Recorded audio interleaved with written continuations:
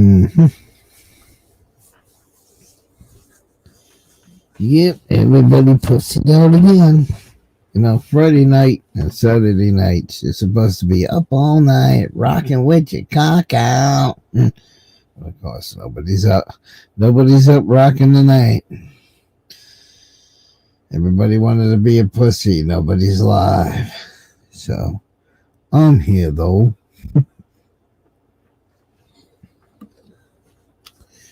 Link is by invitation only.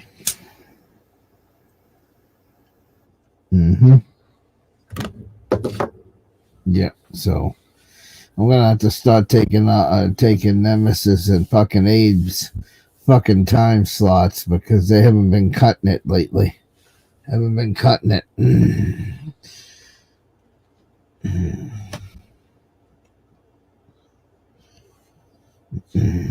So, yeah.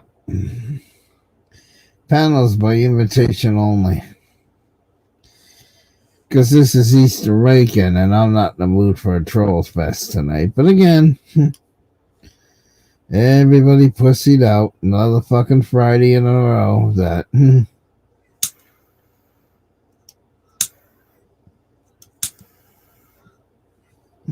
I know, but Abe usually goes out to 4 or 5 in the morning. So, getting tired of these Friday nights where I'm sitting here bored because nobody has the balls to go on. Just saying. Hello, CIA hole.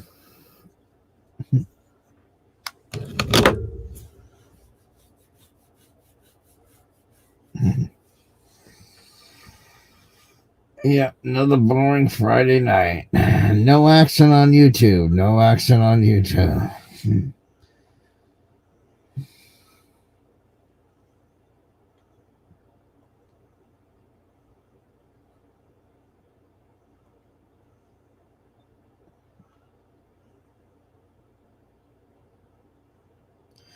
No.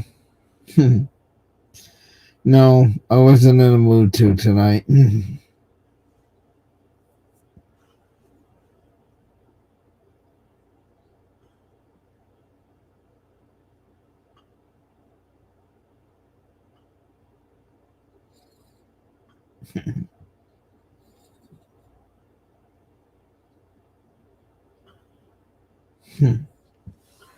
Oh, come on, Abe. Why? People have been striking your channel.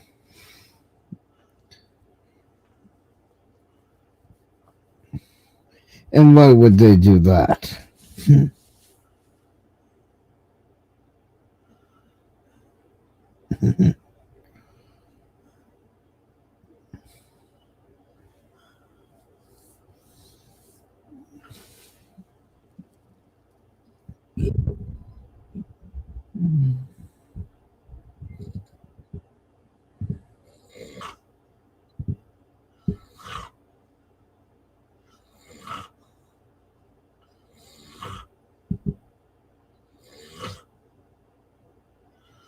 Oh, okay. So that's a channel I don't know who Authority Check is, so I don't follow him.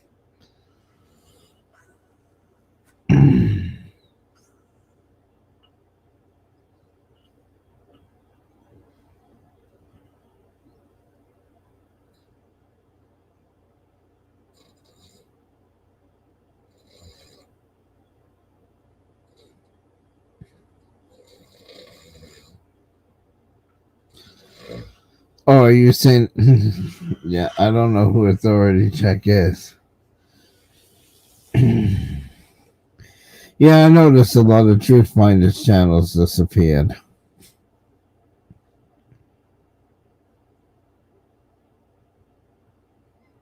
Mm-hmm.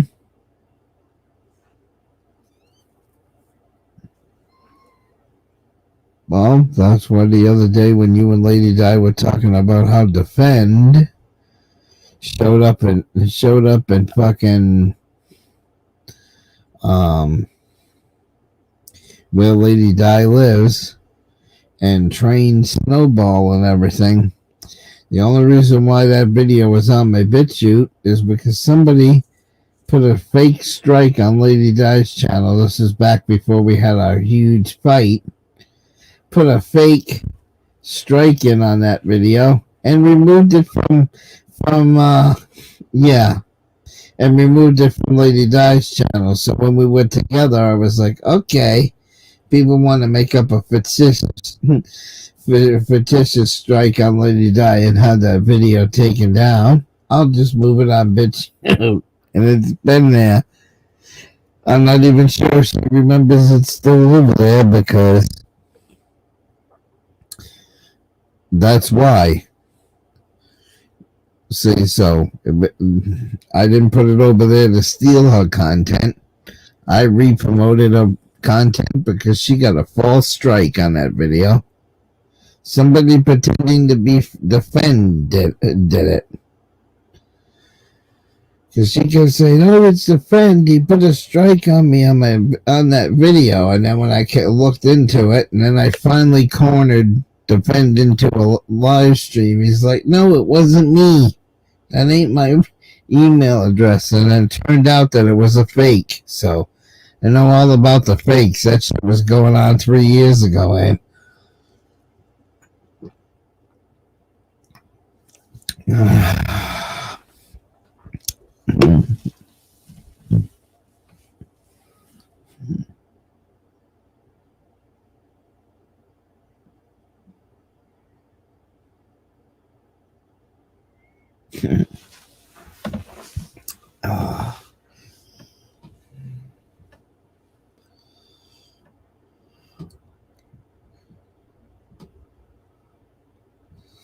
Yep, well, Gertrude is somebody who's a lame-o and can't make their own fucking content. That's all I can say about that.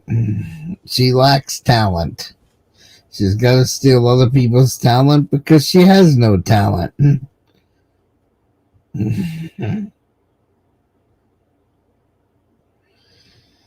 No, I didn't send it yet because I didn't think you were on, Abe.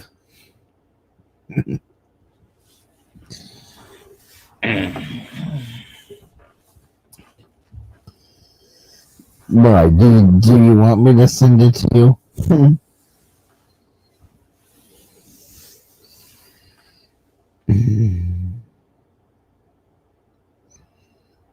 Okay. Well, I'll have to email it to you because I still don't have my phone turned back on. I gotta wait another 5 fucking days to get my phone turned back on. It still pisses me off.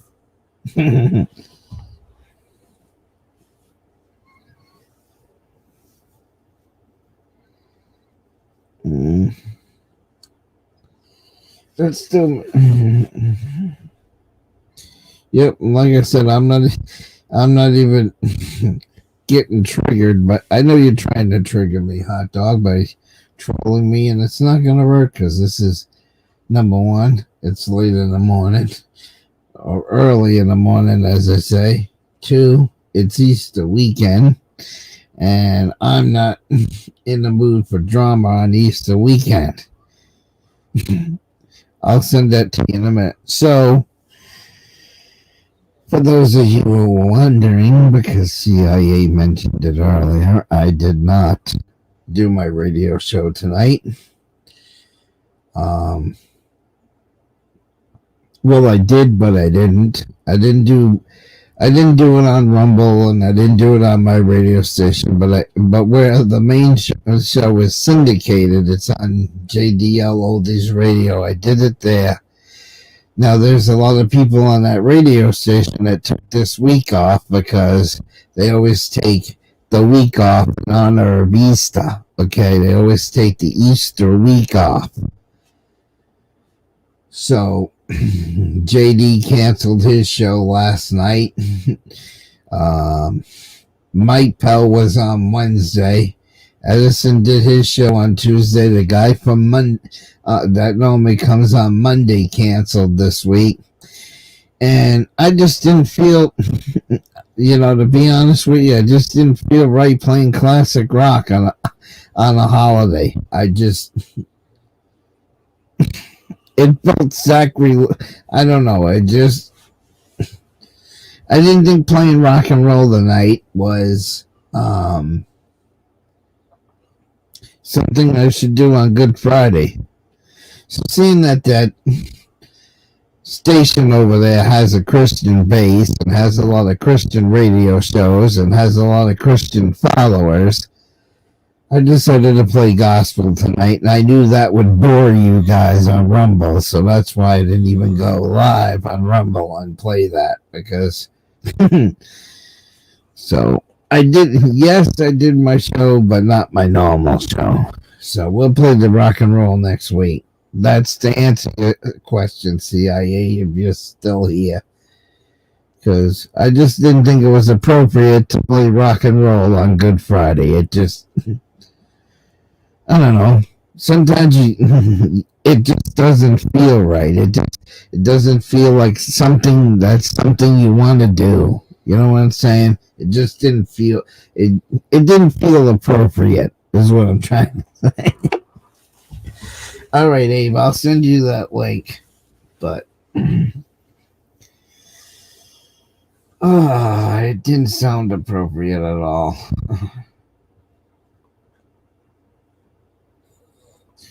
Yeah, so I just didn't have the ambition to do the radio show tonight. I really didn't.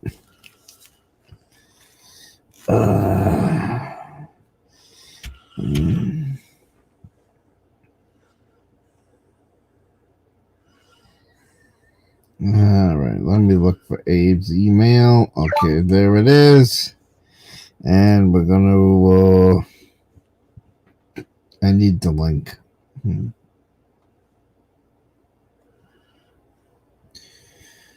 But the other night I kind of got too loud, and somebody got mad at me. They were like, "You're making too much noise." This is because I was like, screaming at people on somebody else's panel. I don't remember which panel it was. So if you notice, in the last couple of days, I rehooked back up the golden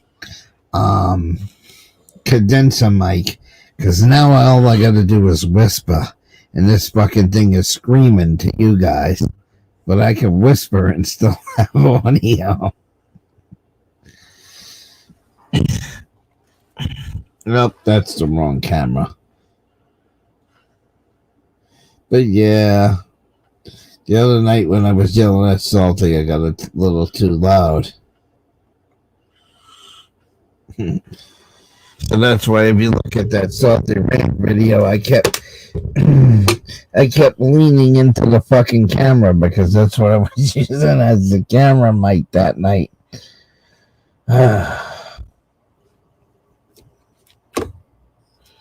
So that way, if you look at one of those rants I did recently, right, when I'm screaming because it was disturbing the other members of the house, and I'm talking in a Salty video like this, that close to the camera, that was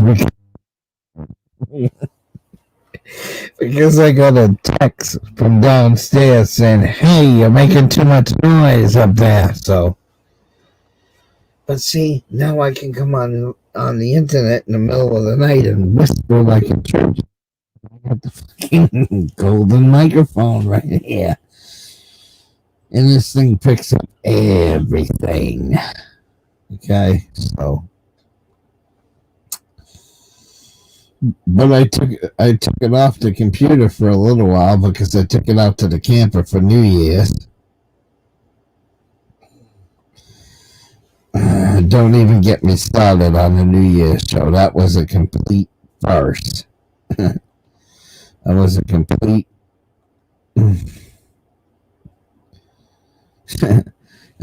all right, you should have it now, Abe. Yeah, I made a lot of mistakes on New Year's Eve, because I'm doing a rock and roll show. I'm doing it out in the camper, and I'm wondering why nobody's coming in the fucking room all night. I realized it afterwards because I come on YouTube, make a fucking short, because a couple of shorts I made while I was in town and saw something cool. Sometimes I'll send a short to myself as a memo. You know what I'm saying? You'll see something at the store, or you'll be doing something in town and you'll think of something you want or something you need to pick up. So sometimes I'll pick up the phone, I'll yell into the phone and do a YouTube short. And I'll make it private so you guys never see it. It's just a reminder for me to remember to do something later on, right? Well,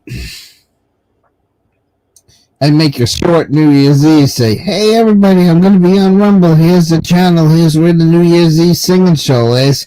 And I never took the fucking thing off of private. Okay? 12 hours before I did the singing show, I put I scheduled this show on Rumble. I didn't want a bunch of people coming into the chat.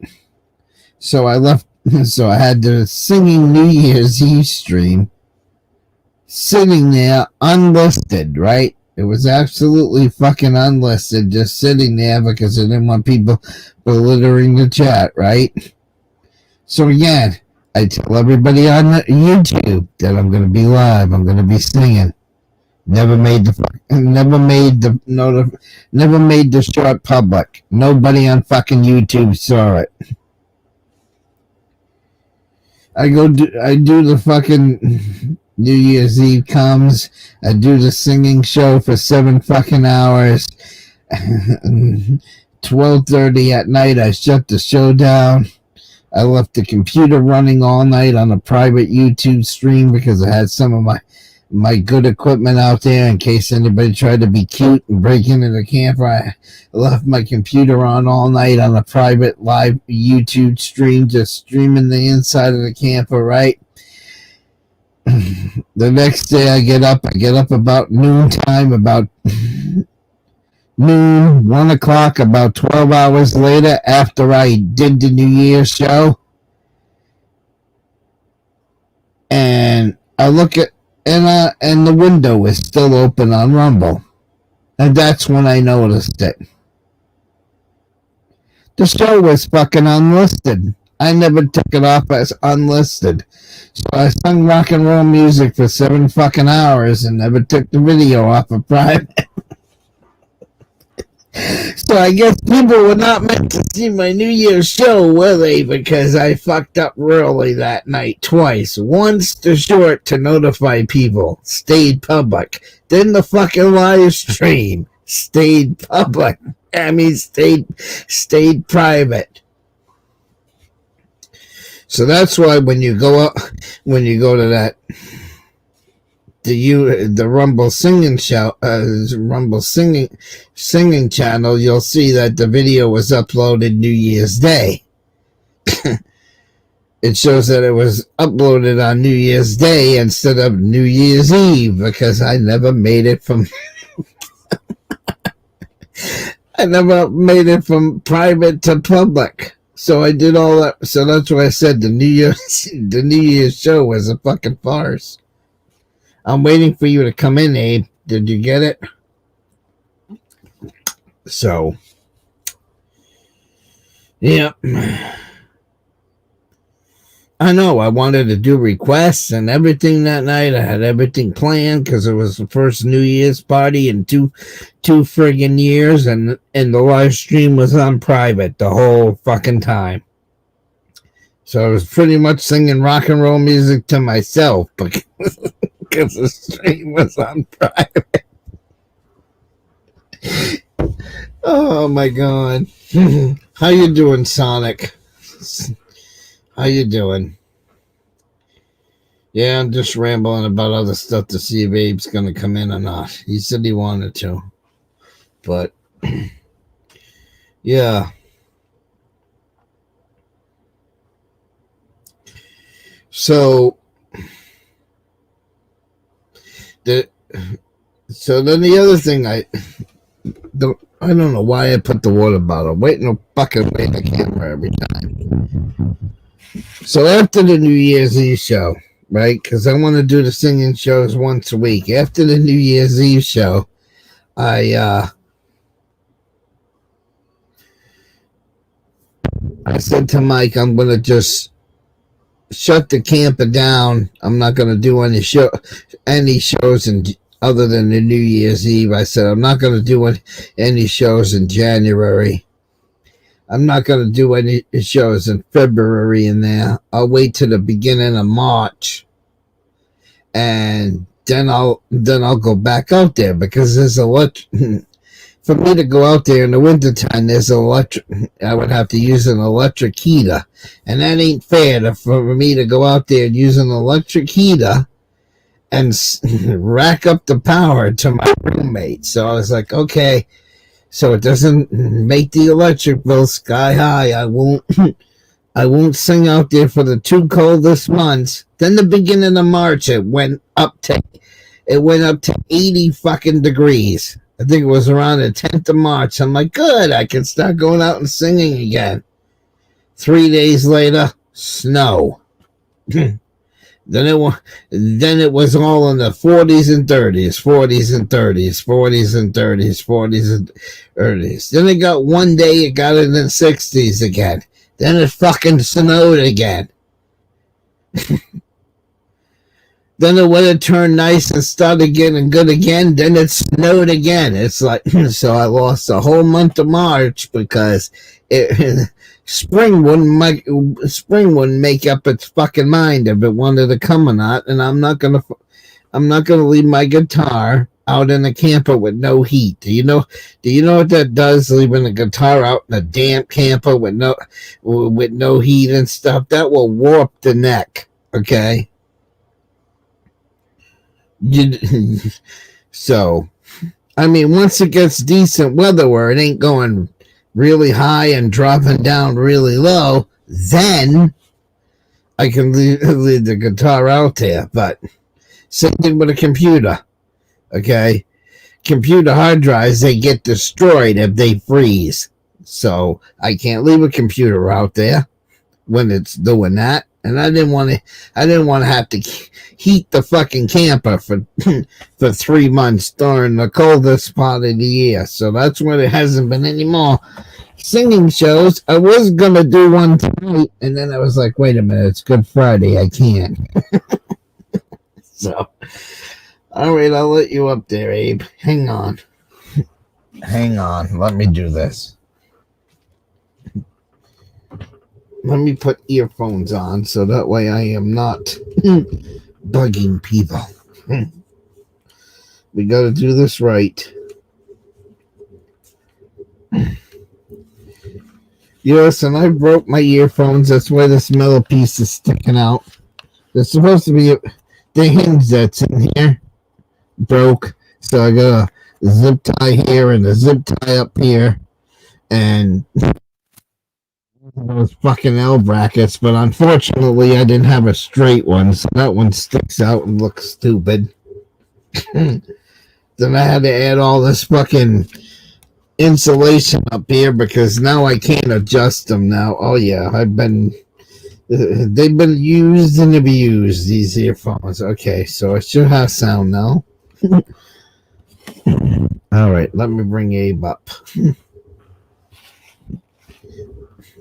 Say something. Hey, how's it going? I'm here. I don't hear you. Why don't Can't I hear me at all? 1, 2, 1, 2. Yeah. All right, there you are. You got me? All right. Your phone's working? Your headphones there? Yep. That's cool. But I'm gonna leave one ear open just a little bit. I don't have it all the way on this ear, and the reason why I do that because sometimes you talk louder with earphones, and I don't want to start doing that and disturbing people. You know what? Yeah, you know what they say. You wind up yelling more when you have earphones on. Yeah, you pretty much do. Right. So that's why I'm keeping one ear open so I can actually hear and make sure I'm still whispering and not screaming. Yeah, no, that's all cool. So yeah, there's lot of people aren't going live right now. There's more than one person doing it. They're doing false copyright strikes and all that. It's a sissy move. I get it, but I was going to let you know, Authority Check is the guy who runs the shit show with Game Over 2. That's his name's. It's AC. So most of those guys are hanging out over on his main old channel when he was an auditor. Okay. So that's what the AC stands for. Okay. Yeah, I didn't know that. Yeah, they were playing They were playing some of your old videos on their show. Was earlier this week, and they don't really understand the history of any of this stuff, other than hearing about some of the bad actors who were coming after you. And so I started typing in the chat and explaining some of the stuff to them, and it was Golden Eyes who said, "Wow, Emo got a bunch of money from Lady Di, never paying it back." And I swiftly corrected that. I'm like, that's not true. Actually, he's the only one who actually paid her any money back at all. So, and I put in what happened, and they just ignored it. They saw it, and they AC highlighted that comment, so everybody saw it, but they didn't make any. They really don't know the history of any of this stuff. So, you know what I mean. So, anyways, I think. I don't speak for him, but I'm guessing Nemesis isn't really going live a lot right now because. Yes, I know. Yeah, I think he just doesn't want a lot of the drama. He brings on like I do. I mean, I really don't want it either. I mean, I had Sonic on there. It was in the chat there on my panel before, and it just became a big, kind of a shit show. So I think I'm going to try to do what you're doing, like an invite-only panel. Yeah, that's what you should do. You shouldn't quit on me. I need somebody to talk to my night. Yeah. So, anyways, that's what I'm probably gonna do, and just so Sonic, if you got me on Discord or something, or send me an email, I'll get your email. I will send you the invite link, and then we can do it one of those. Oh yeah, actually, I can send it to. Why Sonic wants to come in? He's in my Discord. I can put it in my Discord. I used to be in your Discord. I think I still am. I don't know if I am or not. I'll check it.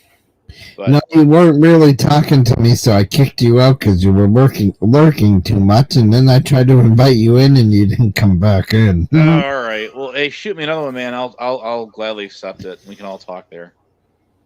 So, anyway, maybe I can get you hooked up with Lady Di if you want to get in her Discord. She's on it. We can all hang out. But. Yeah, man. I think Salty doesn't really want to live the old days with you. I know he was talking smack about you on his backup channel, the Speakeasy one, but he made that thing private pretty quick. Yeah, and then he did a second video and private it really quick too on Thursday. He did. I downloaded that though. I've got a copy of it. I didn't see that one because number one, he did it. He did it while I was asleep, so I missed that one. All right. Well, I'll tell you what. If you want a copy of it, I will put in a secret link. You can get remember Thursday morning I came on real early bitching that I couldn't edit those videos from Wednesday night because they wouldn't let me edit. So I was up all night trying to edit those videos. Still after 12 hours, I was unable to edit those videos, and I told everybody I was up all night. I stayed up about another 2 hours after I made that video and crashed. So when you can always make it private. Yeah. But I did that, and somebody turned on that video back on again. Oh, all right. That's weird. So 200 something people saw what I didn't want them to see. Gotcha. Well, anyways, man, that's shit happens. What are you gonna do? But yeah, so Sonic, you should have the link now. That's cool. He's a pretty cool dude. I got a problem with him. Or send him a message in case you didn't see it in Discord. I don't know. Yeah. I mean, Tonic and Sales was on my panel, and he was on there at the same time. It's too bad they couldn't really connect because they both are into gaming and stuff. So they both have that in common. And that's when I kind of got. And so when I got mad Thursday morning and went on so early, like at 5:30, 6 o'clock in the morning, that's when I got a complaint from other people that were trying to sleep. Like, hey, you're making too much noise. So that afternoon, I went out and got the condenser mic and hooked it back up because they heard me downstairs. I get it. Well, it's what it is. So, no, I as I've gone around from different panel to panel, in different groups, communities as they call them, I guess, if you can call them that, you'll see the same stuff going on day in and day out on all these other channels that you saw with everything that was going on with our group. Same thing. Same thing, different day, different people is all it is. So, it is what it is. But I always like just to have fun. If you could, I mean, people are used to me being on a panel and getting attacked like what happened to you. Lady Di, and all that. But if people will actually just not do that and just get to know me a little bit, they might be surprised just how mellow yellow I actually can be and how much fun we can actually sort of have. So, nice microphone, by the way. Yeah, I've had it for about a year now. What kind of mic is that? It's a condenser mic. I don't use it very often, no. Oh, all right, that's cool. Yeah, I got it. I think, dude, I think the old days are the old days, and they got buried with a hatchet, and the hatchet got buried along with them. I really do. I mean, at least as far as all the groups that were coming at you hard. So, yeah, because everybody's just moved. They've moved on to other stuff, which is good, or they're just gone. Some of them have died allegedly. If you read between lines on that one. Yeah, well, yeah, this is the second time I bought one of these mics, Abe. That's cool. And so the reason, a gold one there. Yeah, the reason why I say that is because if you remember back in the day when me and Lady Di were together, I had one. Yeah, you did. Yeah. And then, because you buy this mic and it comes with the stand thingy. Yeah, I've got one. It's only like $24. It's only like $24, and I even waited a week during 14 days. I waited before I opened up the package on the original one because everybody was like, "Ooh, COVID keeps sitting in quarantine," and they come from China. So I was like, "All right, I'll leave the." So I actually left the box out on the back porch for like 14 days before I opened it. But anyway. In September of 2021, some asshole went into the house on Kimball Avenue and stole my guitar and stole my mic. So I finally replaced it like a year ago. Yeah. So that's cool. We got Exiled 1 out there, so I'll say hi to him. Yep. Stuff, so hi, Exiled 1. Yeah, he hangs out on shift. What's up, Dave? Hey, how's it going, Sonic? What's up? Doing good. I'm sorry I had a better day. I was you're good. On panel, and I just had to go on to say to somebody. Yeah, no, you're fine, dude. You're fine. What I'm gonna do, if you heard me, I'm gonna try to do organize a panel that's an invite only, like this one is, and then just get have people just hang out. Hopefully, just want to have a good time and not have all the dog piling and. Just kind of, big. Hey, CIA, want to pop out to CIA? He can. I seen him one time last year. I've never talked to him on a panel. Never. Oh, he popped on 2 years ago, and I watched the stream. He very rarely gets on panels. I think since 2020, he's probably gotten on panels 3 times that I think of in the last 4 or 5 years. Like? What is he like? Is it like at He's American, I heard, right? I don't remember. It's been so long since the last time he was on my panel. I don't remember. I was say it had to be a long time. I've never. It's been a couple of years at least. Gotcha. It's like Lucinaire 69. You know who that guy is? He went live once and then he never talked. I just want to say Happy Easter, early Easter to everyone. Yeah, gobble gobble. I got one of those Reese's peanut butter egg ones. Yep. And no, you see me wiping my eyes. I'm not crying or anything. My eyes are fucking watering. Because I got cigar smoke in it a minute ago. I'm so tired I said gobble gobble. It was supposed to be buck buck, buck buck. Just like the Cadbury Easter Bunny egg. Yeah, Nobody knows Easter better than him. This ain't going to be no 5-hour stream. I'm probably going to keep it an hour or something, maybe an hour and a half. It ain't going to be a very long stream. I said hi to everybody on the other channel. I'm still blocked on there. Yep, I'll have to unblock Google moderators again. I don't know. On my channel, on my channel or AIDS channel, you block Sonic. I mean your channel, Emo. Okay, I'll have to look. I saw your comments, Sonic. Yeah, because here's one of his comments right here. So yeah, right. Well, when Rebel City showed up the other night in your chat, I was I was deleting people that were doxing his mom again. If you noticed that, yeah, they're just doing that to spite him. It's obvious. Just the other day, Bedtime Clown posted a video the other day.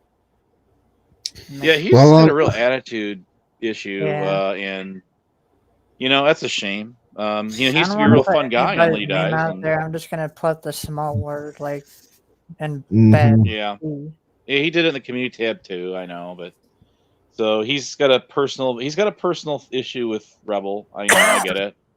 I understand it. It's like not just like the usual trolls that we saw in Richard Cheese. Now Richard Cheese was restreaming you, Emo, and it was restreaming. Yeah, I've never seen a Richard Cheese restream. I mean, every time I go there, all I see is Rebel videos. I haven't seen me yet.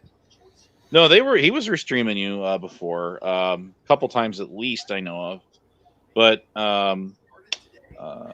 it's that channel's really not doing any restreaming. At least it would seem anymore. I see it in the chats. I see it. That's about it. So, but it's one of those phases that comes and goes. More like goes. I mean, why do people restream people for their entire live stream? I don't know. They try to do it, I guess, to make me mad, but that's it. There's one people that really made me so angry. I was the part of the one community until the fucking geek room ruined it. Yeah, man. Yep. Stupid geek room. I mean, I feel you, man. I've been there, done that myself, and Yep, and the other thing you can do, Sonic, and you do what you want to do. I'm not like trying to boss you around or anything. I just want to be clear on that. But the thing that you can do is you can go into your studio, right? When you go to approve your comments and stuff, no, I didn't. I hit the wrong button. I want to turn my camera off. No, what I was going to say is when you go in the studio and you go to the comment section, and it says hidden or approved comments, comments you haven't responded to, the hidden comments, if you want to have comments on your channel, keep going into those two tabs. But then there's another tab right above the health for review that says mentions. Okay. When you click on that tab, it shows every place where somebody has tagged you in the video, like the Geek Room, all my trolls. So they took away from me. So one of the ways, up until I exploded this week, one of the reasons why I've been so calm lately and haven't really been getting triggered into the salty thing is because in my mind, I see the comments, I see the approved comments, I see the help for review comments, but I pretend I don't see the mention tab. I pretend it doesn't exist because I know if I click on it, I know I'm going to get angry. So I don't even watch the mention tab anymore. I don't. Because if I open share out your content, it'll show up there. if I open up the window, all that's going to show is the geek room and this one and that one made a video about, and then it's going to piss me off. So maybe it's better I pretend that tab isn't there and just leave it alone. I never on Twitch that. I mean, I never on YouTube that much. I'm always on Twitch.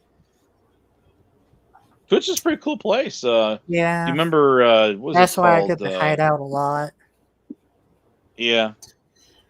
But the other day, I did go in there the other day after that live stream when I exploded, and most of the stuff I seen I was tagged with. There was a geek room in there a few times, and Degradation Nation was in there once, and Hillbilly shared one of my rants, and then the rest of it said Abe. Probably me sharing Abe. Of course, I had to do that Rick Crude style now, right? Oh, don't get me wrong about that Rick Crude dummy.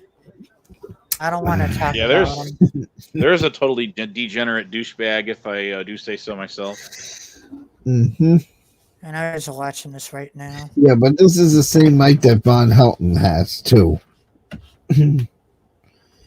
Yeah, we found some old video on him. Because if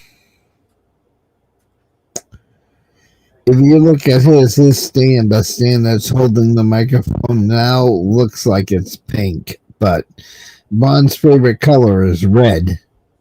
That's why a lot of times in this background behind the video windows, he's got a lot of red in it. His gaming chair, like if you're watching his video and he gets up and he leaves the room, his gaming chair is red. So at one time, that microphone stand was a bright red, but he's had it so long now it looks pink. It doesn't look red anymore. So what were you saying about a video, Von Helton video? You said something there, eh? Yeah, we found a video we were looking for. Let's just say some people did some bad things to him on YouTube, and we found a video we were looking for on it. Just leave it at that. Yeah. If you know what I mean. So, I don't know. When was the last time he was even on YouTube? You remember?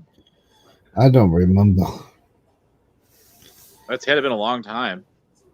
There's another person I couldn't remember. I think his name is Raging Capricorn. Oh, that guy. Yeah, I don't pay attention to him. He's really obnoxious. Yeah. One time he just likes to troll. The one time I'd been on the Lost and everybody just gang up on me and just blocked the hell out of me and timed me out for no reason. Mm-hmm. That's what they like to do to me. And then they sit there and say, well, how come you have so many backup channels? And I'm like, for that reason. Little cows that like you guys that like to time me out and hide me and stuff and play games.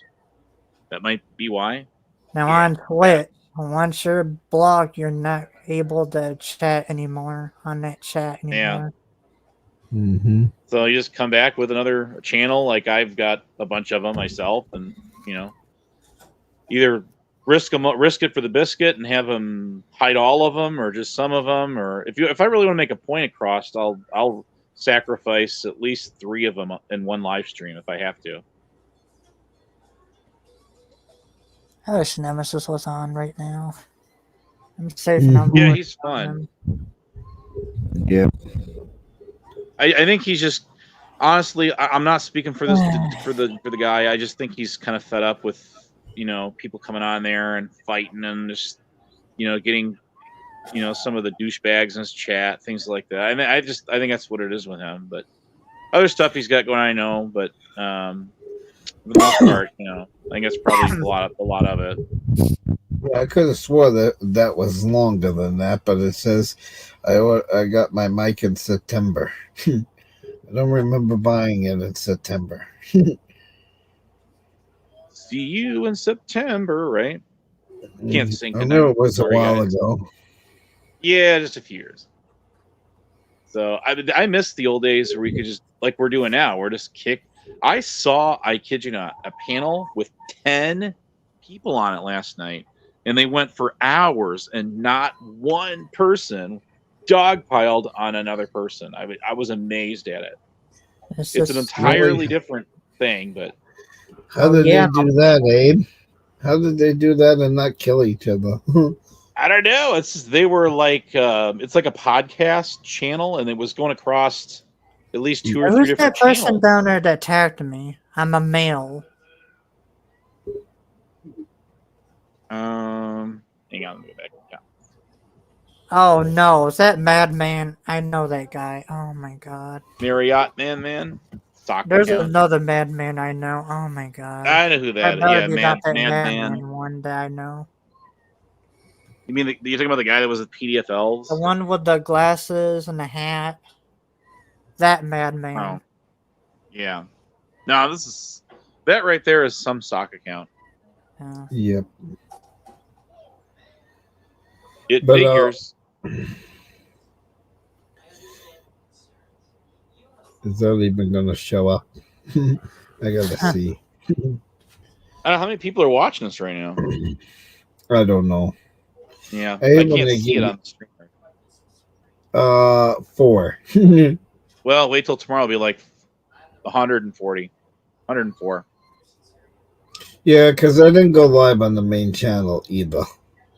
Oh, that's true. So yeah, I will do an invite panel. And no, I don't have any strikes on the main channel because I know somebody's going to say, "Well, with your recent behavior, did you get a strike?" No, I didn't get a strike. I just I get you. Feel like going on the main channel. Yeah. Well, Truthfinder, go ahead. I don't know if that link showed up, but that was my microphone. Oh, I see. That was the Walmart version of it. I hate when they make links so damn long and then it's too big for sharing like on the internet. So it's almost like they do that on purpose, isn't it? Yeah, I don't know why. So I didn't even know that they had my mic at Walmart. Well, hey, CIA, I see on task, CIA.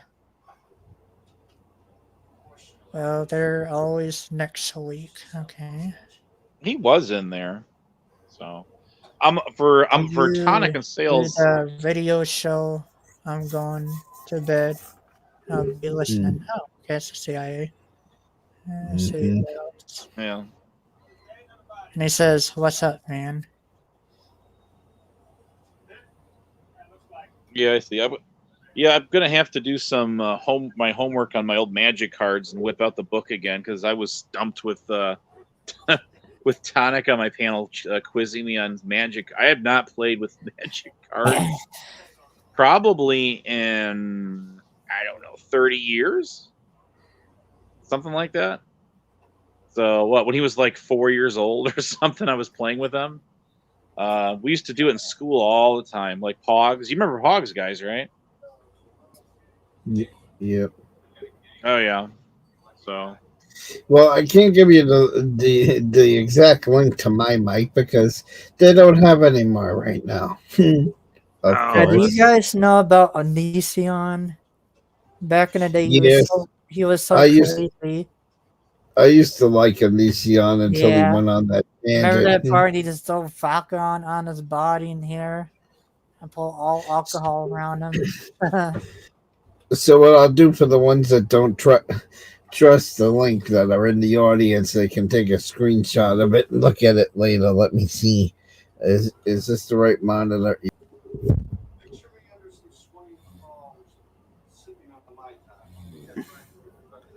I just wanted to make sure it wasn't showing my zip code or anything. Okay, I saw something on the other side. Okay. Thanks for the flowers, troll in the chat. I'm sure Emo appreciates your kind act there. Anyway. Mm-hmm. I'm just on my old phone here. But I got a friend of mine who used to know a guy named Bob Heil. Have you ever heard of Heil microphones? Okay, H-E-I-L. so now I can share that again. I can try to.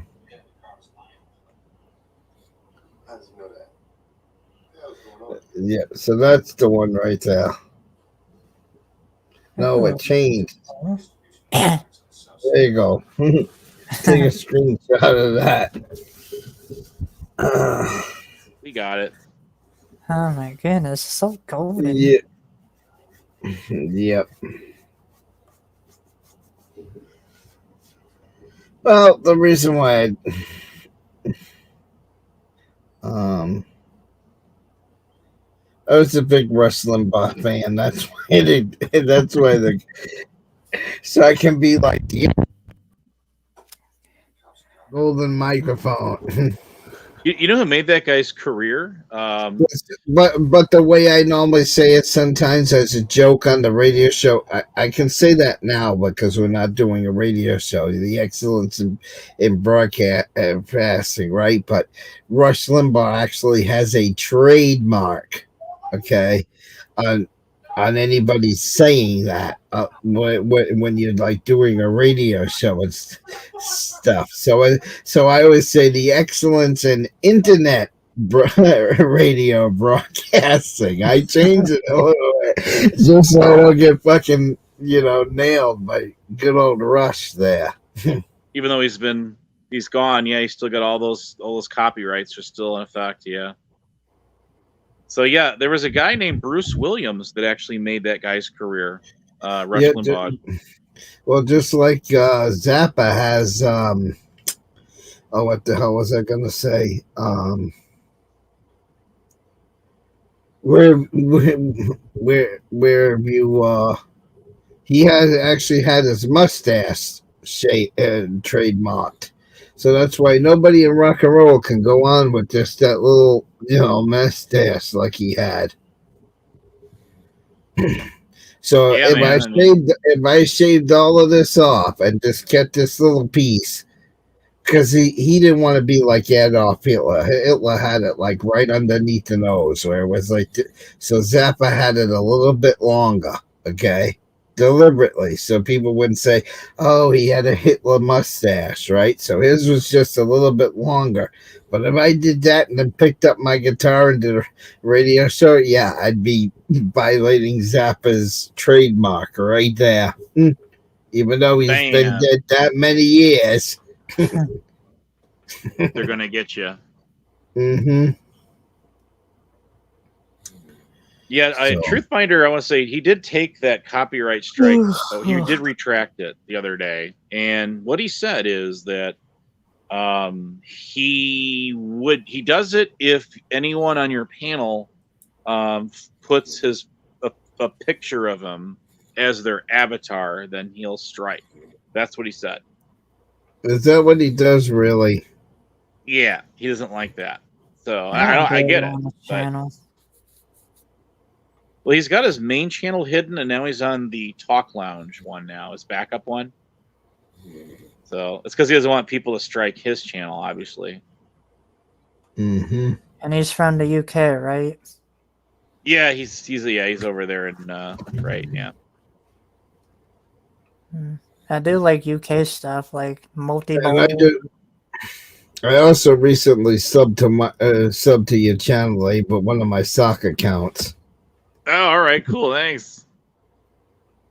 It's all good. I went from 10 subs to 600 and something, and just about a year and a half. Not even really trying. Yep. So it's not as easy to get subs now, Because sometimes, we're trying to advertise. A couple of times I advertise people's channels, right? And I just don't want people going to those channels and being an asshole. Okay. I get it. So, well, you remember Emo back in the day. The reason a lot of those channels, I'm deliberately. Here's a comment that says, "Hey, did you use I'm deliberately using a avatar?" I'm deliberately using a sock account on some of those channels so nobody knows it's me. Right. No, I didn't. That was other panelists doing it. So, but yeah, what was I going to say? Yeah, see, you used to be able to get 1,000 subs literally overnight if you were active in chats, because you didn't have to have a wrench to go to people's channels. You remember No, that? it's because everybody was using that go to channel button. That's why. Yep, that's it. And not anymore. So that's why YouTube took it away. They took it away. Yep.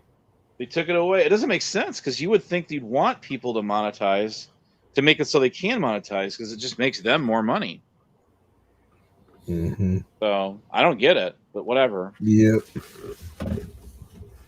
So it's not easy to collect subs unless you're really super active and more known out there. You know what I mean? Now, who is Alex Stone? Alexander. Alexander. That's. I think it's somebody over in the UK.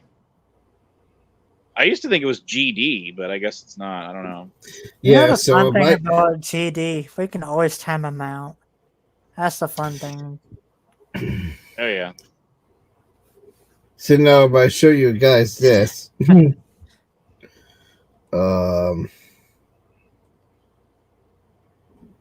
on. This one again.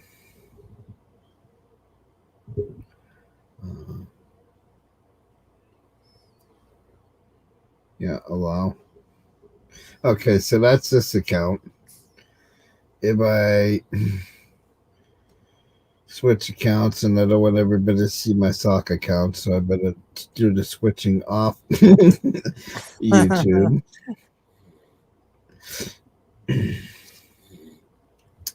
Just so people don't say, well, why is he streaming on that channel? Does he have a strike? Yeah, I do, but that one was from a while ago. So, as you can see, there's no recent strikes on the other emo channel. So I could go live if I wanted to over there. I just didn't want to today. Did you take the school for it or appeal it? For both? I tried to. This was a stupid water bottle one. When I was playing around with the water bottle one, people got upset over it. Oh, how old is that? That one happened on February 16th. Was the last strike on the main channel. So you took the school for it, so it's going to go away in 90 days? No, they didn't make me do the school for it. They just...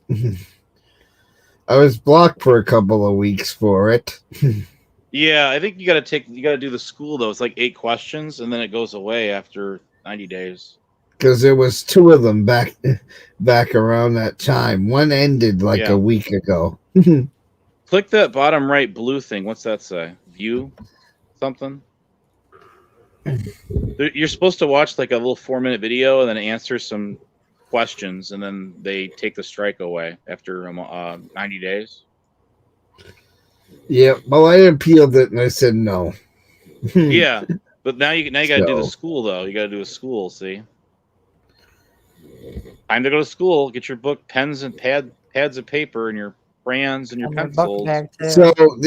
So I figured, yeah, they're probably DDoSing me again because I see my internet's going way down. Well, a StreamYard takes a lot of bandwidth too. Does it really? Because I know it is bandwidth hungry. It is. So yeah. So yeah, Sonic. If you tell you what, Emo, why don't you hit me up on Discord again, and I will, because I'll go right in there, and I've got I've got it on all my devices installed it now, and then I'll hook up with Sonic in there, and I can get your email, and when I go live, when I do the next one, we'll do like an invite. Discord, Dave? Yeah, I do. Yes. Okay.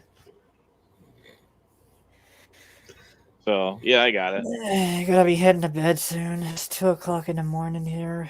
I don't want to stay up too late again. Yeah, well.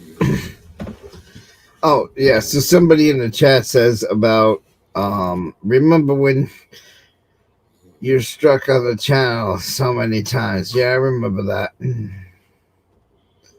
But I mean, but were those other channels deserving of it because they were sort of kind of attacking you? Yeah. But you know why I don't do that shit anymore?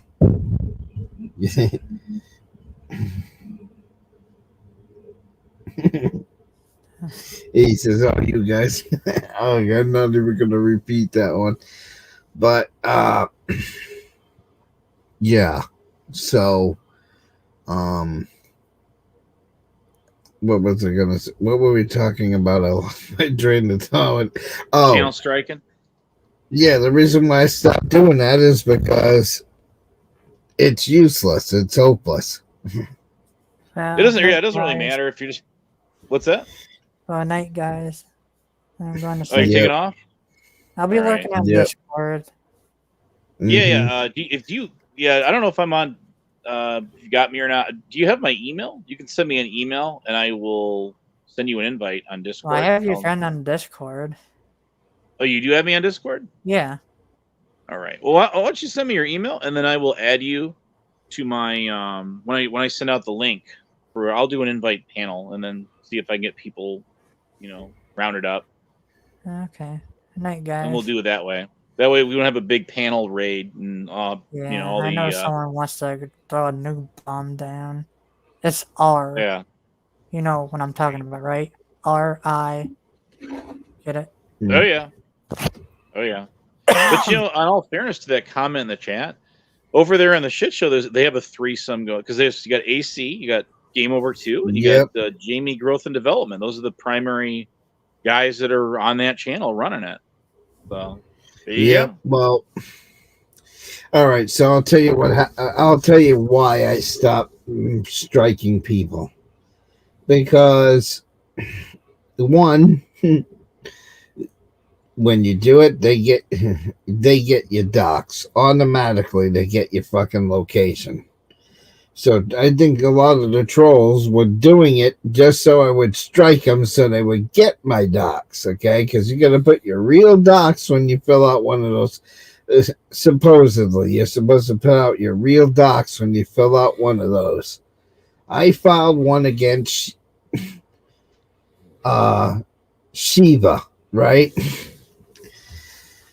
So Shiva got my address and everything. He counter replied to my strike notice. Yep. But when he put an address back, he didn't give out his real address. Because across the street from Kate Peters, where I know where Kate Peters lives, there's this right on the corner down, like right on the corner, and just the next corner down where she lives, there's a abandoned, beat up old warehouse. Okay. Well, Shiva put that address in his counterclaim. Not surprised. So now here's the thing. So he puts an abandoned warehouse in near Kate Peters' house, right? Puts that in as his address, right? Then he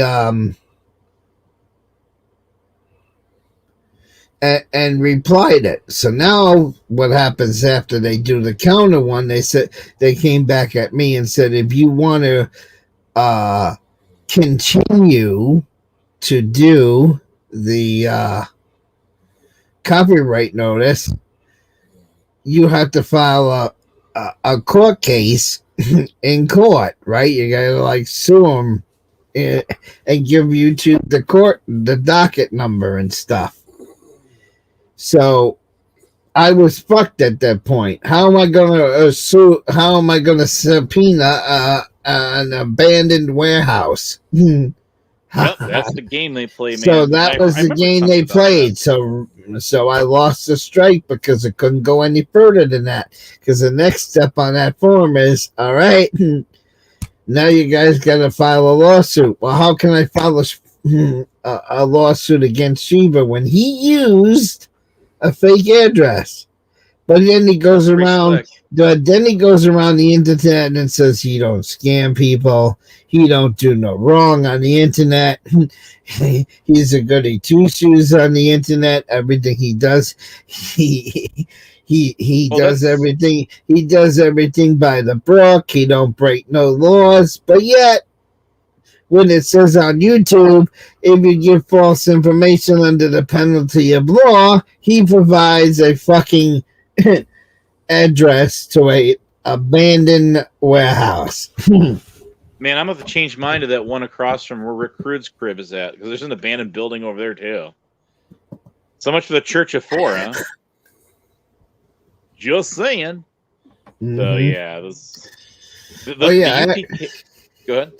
I actually did a drive-by Kate Peters' house a couple of years ago to be a smart ass. Dude, did you take some photo ops? Oh, yeah. The video's on my YouTube channel, my main YouTube channel. I went right by fucking Kate Peters' house. But I didn't make a big deal of it. I didn't live stream it and say, ooh, we're coming. Ooh, we went to the dollar store and got presents.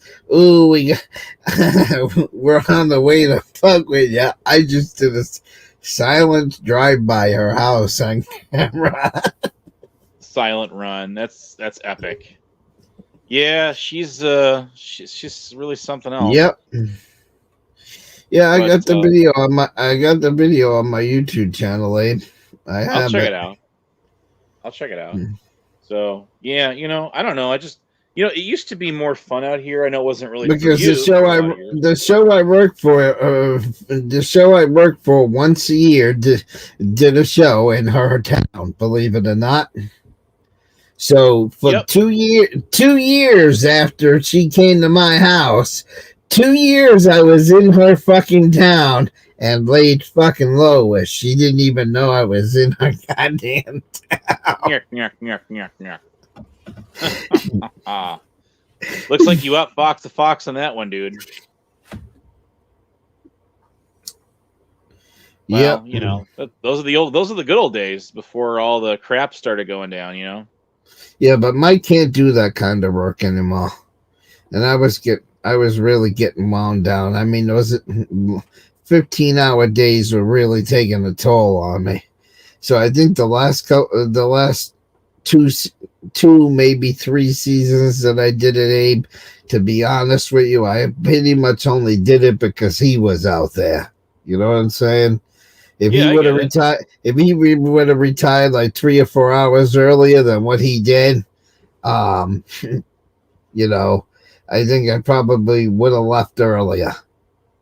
No, I get you. Just being honest, I think the last 2 or 3 seasons that I did was only because he was still working.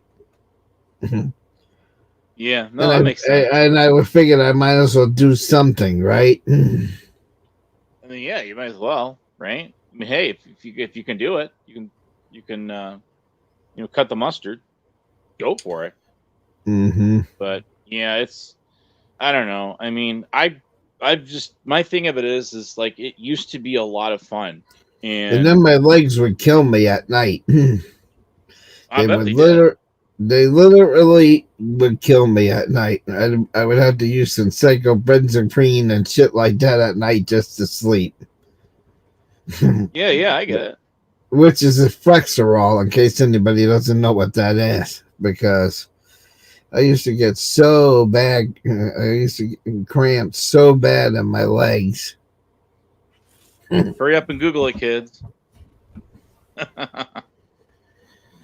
So yeah. Well, but here's the thing. When you go to a fair and you go to anybody in the audience, when you go to a fair, even you can check it out yourself, Abe. If you look at the food joints, okay, as you're walking around or approaching them, you'll notice that 90% of the people in the food joints are standing. Okay, so there was fairs when you opened up at 8:00. You had to be at work starting to prepare the food at 8:00 in the morning. You opened at 9, and you didn't close until 11 that night. Okay, and then by the time you cleaned up the joint for the night, you weren't walking out of there until about midnight. Okay, that's a long day to go in there at 8 in the morning, and you're not leaving the joint to midnight, and you're standing on your legs the whole time. Yeah, that sucks. And you get Now everybody's gonna say, well, didn't you get breaks and everything, emo? Well, the other thing with the way my legs have been bad for the last 7 or 8 years, and the way my legs and everything feel, is one of the things that would happen is I would go and work those days and not sit down all day from like 8 in the morning to 12 at night. Now everybody's going to say, that's crazy. Why didn't you sit down? Because the way my legs were getting, as long as you're moving, as long as you got like the adrenaline and the action and everything in your body and it's moving, you're fine. But if I would have sat down on one of my breaks, my muscles, my legs, everything would have locked up, and then I wouldn't have been able to stand again. So I used to just not sit down, because the minute I sit down, my whole body would just lock up. And then I would be useless as an employee after that. My legs would start killing me the rest of the night, and I'd be in agony. So I deliberately, because they think it's unhospitable, and,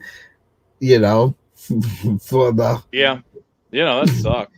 Just like you never go in a restaurant, you never see a waiter sitting down, or a waitress, because they say it looks inhospitable. It just... So I used to force myself to stand that many hours, kind of like the Queen's Guard. I after doing the carnival, I could probably literally go to the Queen's Palace. I say the Queen because I'm not used to having a king. Them having a king now.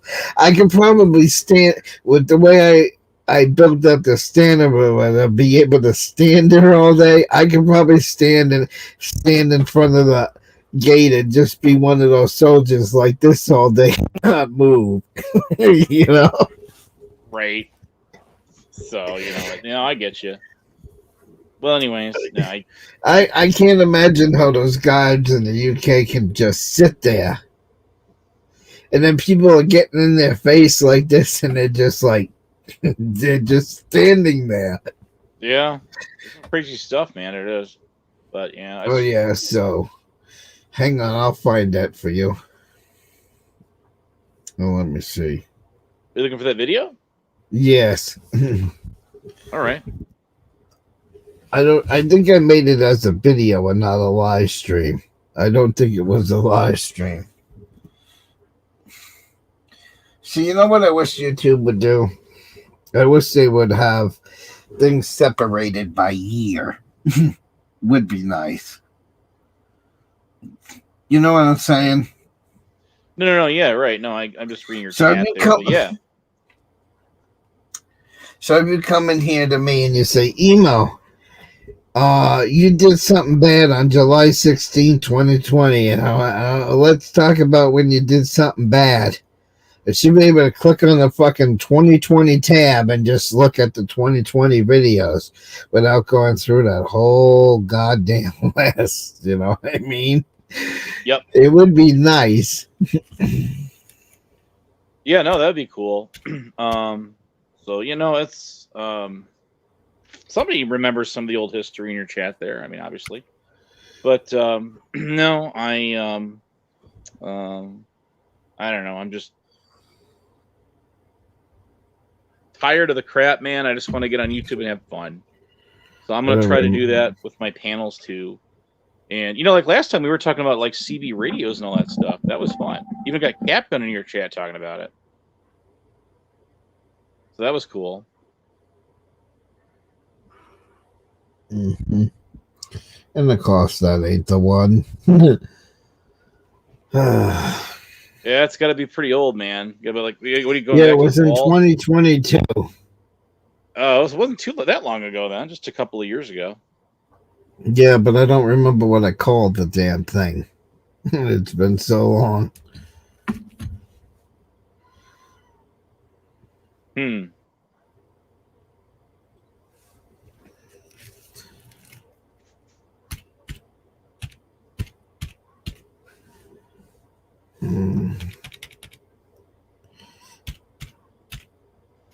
Yeah, I'll have to look and see.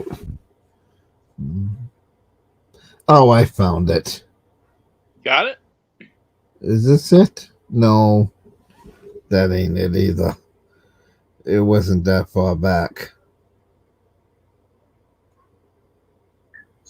It's still public, No. right? It wasn't that far back. That's 2021. I know it wasn't that far back. I don't remember what I called the stupid thing, though. I hate that. Don't you hate when you can't find something? And then what happens is you end your live stream and then bam, you find it. I'll find it. Exactly. Because I can't remember if I did it live or if I did it as a video. That's why I'm looking. Well, Madman, that's actually the opposite. People calling me that, so try harder. Oh, I found it. I found it. You got it? All right, let's check it out. I'll give you the link. You can share it, Abe. Oh, yeah, no. I'm sure that'll open a few can of worms. No, the reason why I said you share it is because StreamYards doesn't work on Google Chrome, and I don't know how to get I don't know how to share a video on Firefox. Every time I do it, it doesn't share it with audio. Yeah, that's the problem I have with Firefox too. Same thing. I'm on my phone though, but hang on. Can you share videos on your phone? I don't know if I can or not. I'm going to copy the text. Let me see if I can do it. The video of me doing a drive-by Kate Peters' house is called Avery Street because that's the street she's on. But I'm not giving you the number. You'll have to figure out the rest of it. Yeah, no, I don't think I can on my phone here. It's not giving me an option. But yeah, Mozilla, that's a big problem with Firefox. Is that you're right? The audio is just not there when you're when you're doing a screen share. No matter what you're doing. All right. I can play it back through the TV, but this damn dashboard was filthy that day.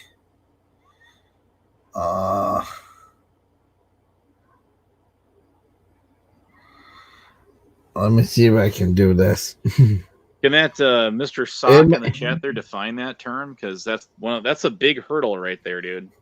How would you define that? It may not sound good because I'm playing it with the microphone. That's all right. We don't care. We're not picky. Can you see it, Abe? Yeah, we can see it.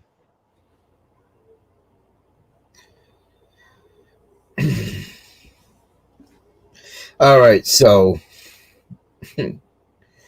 you see where the van is? I do. Okay, right behind the van is somebody's house. I'll give you that much in the video. We're taking a little stroll, guys. A little stroll. It's one of these houses. No, correction, it wasn't there.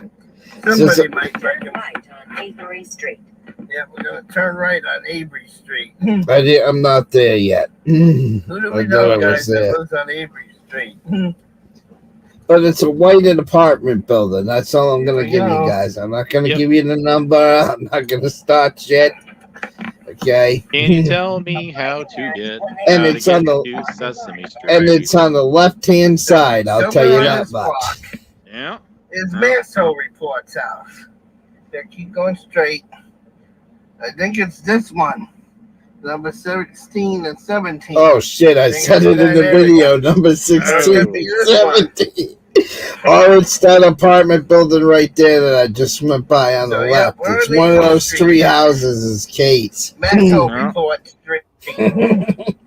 I should have stopped by it. So, yeah. I didn't even tell her I did that drive-by. I just went down there and did the drive-by.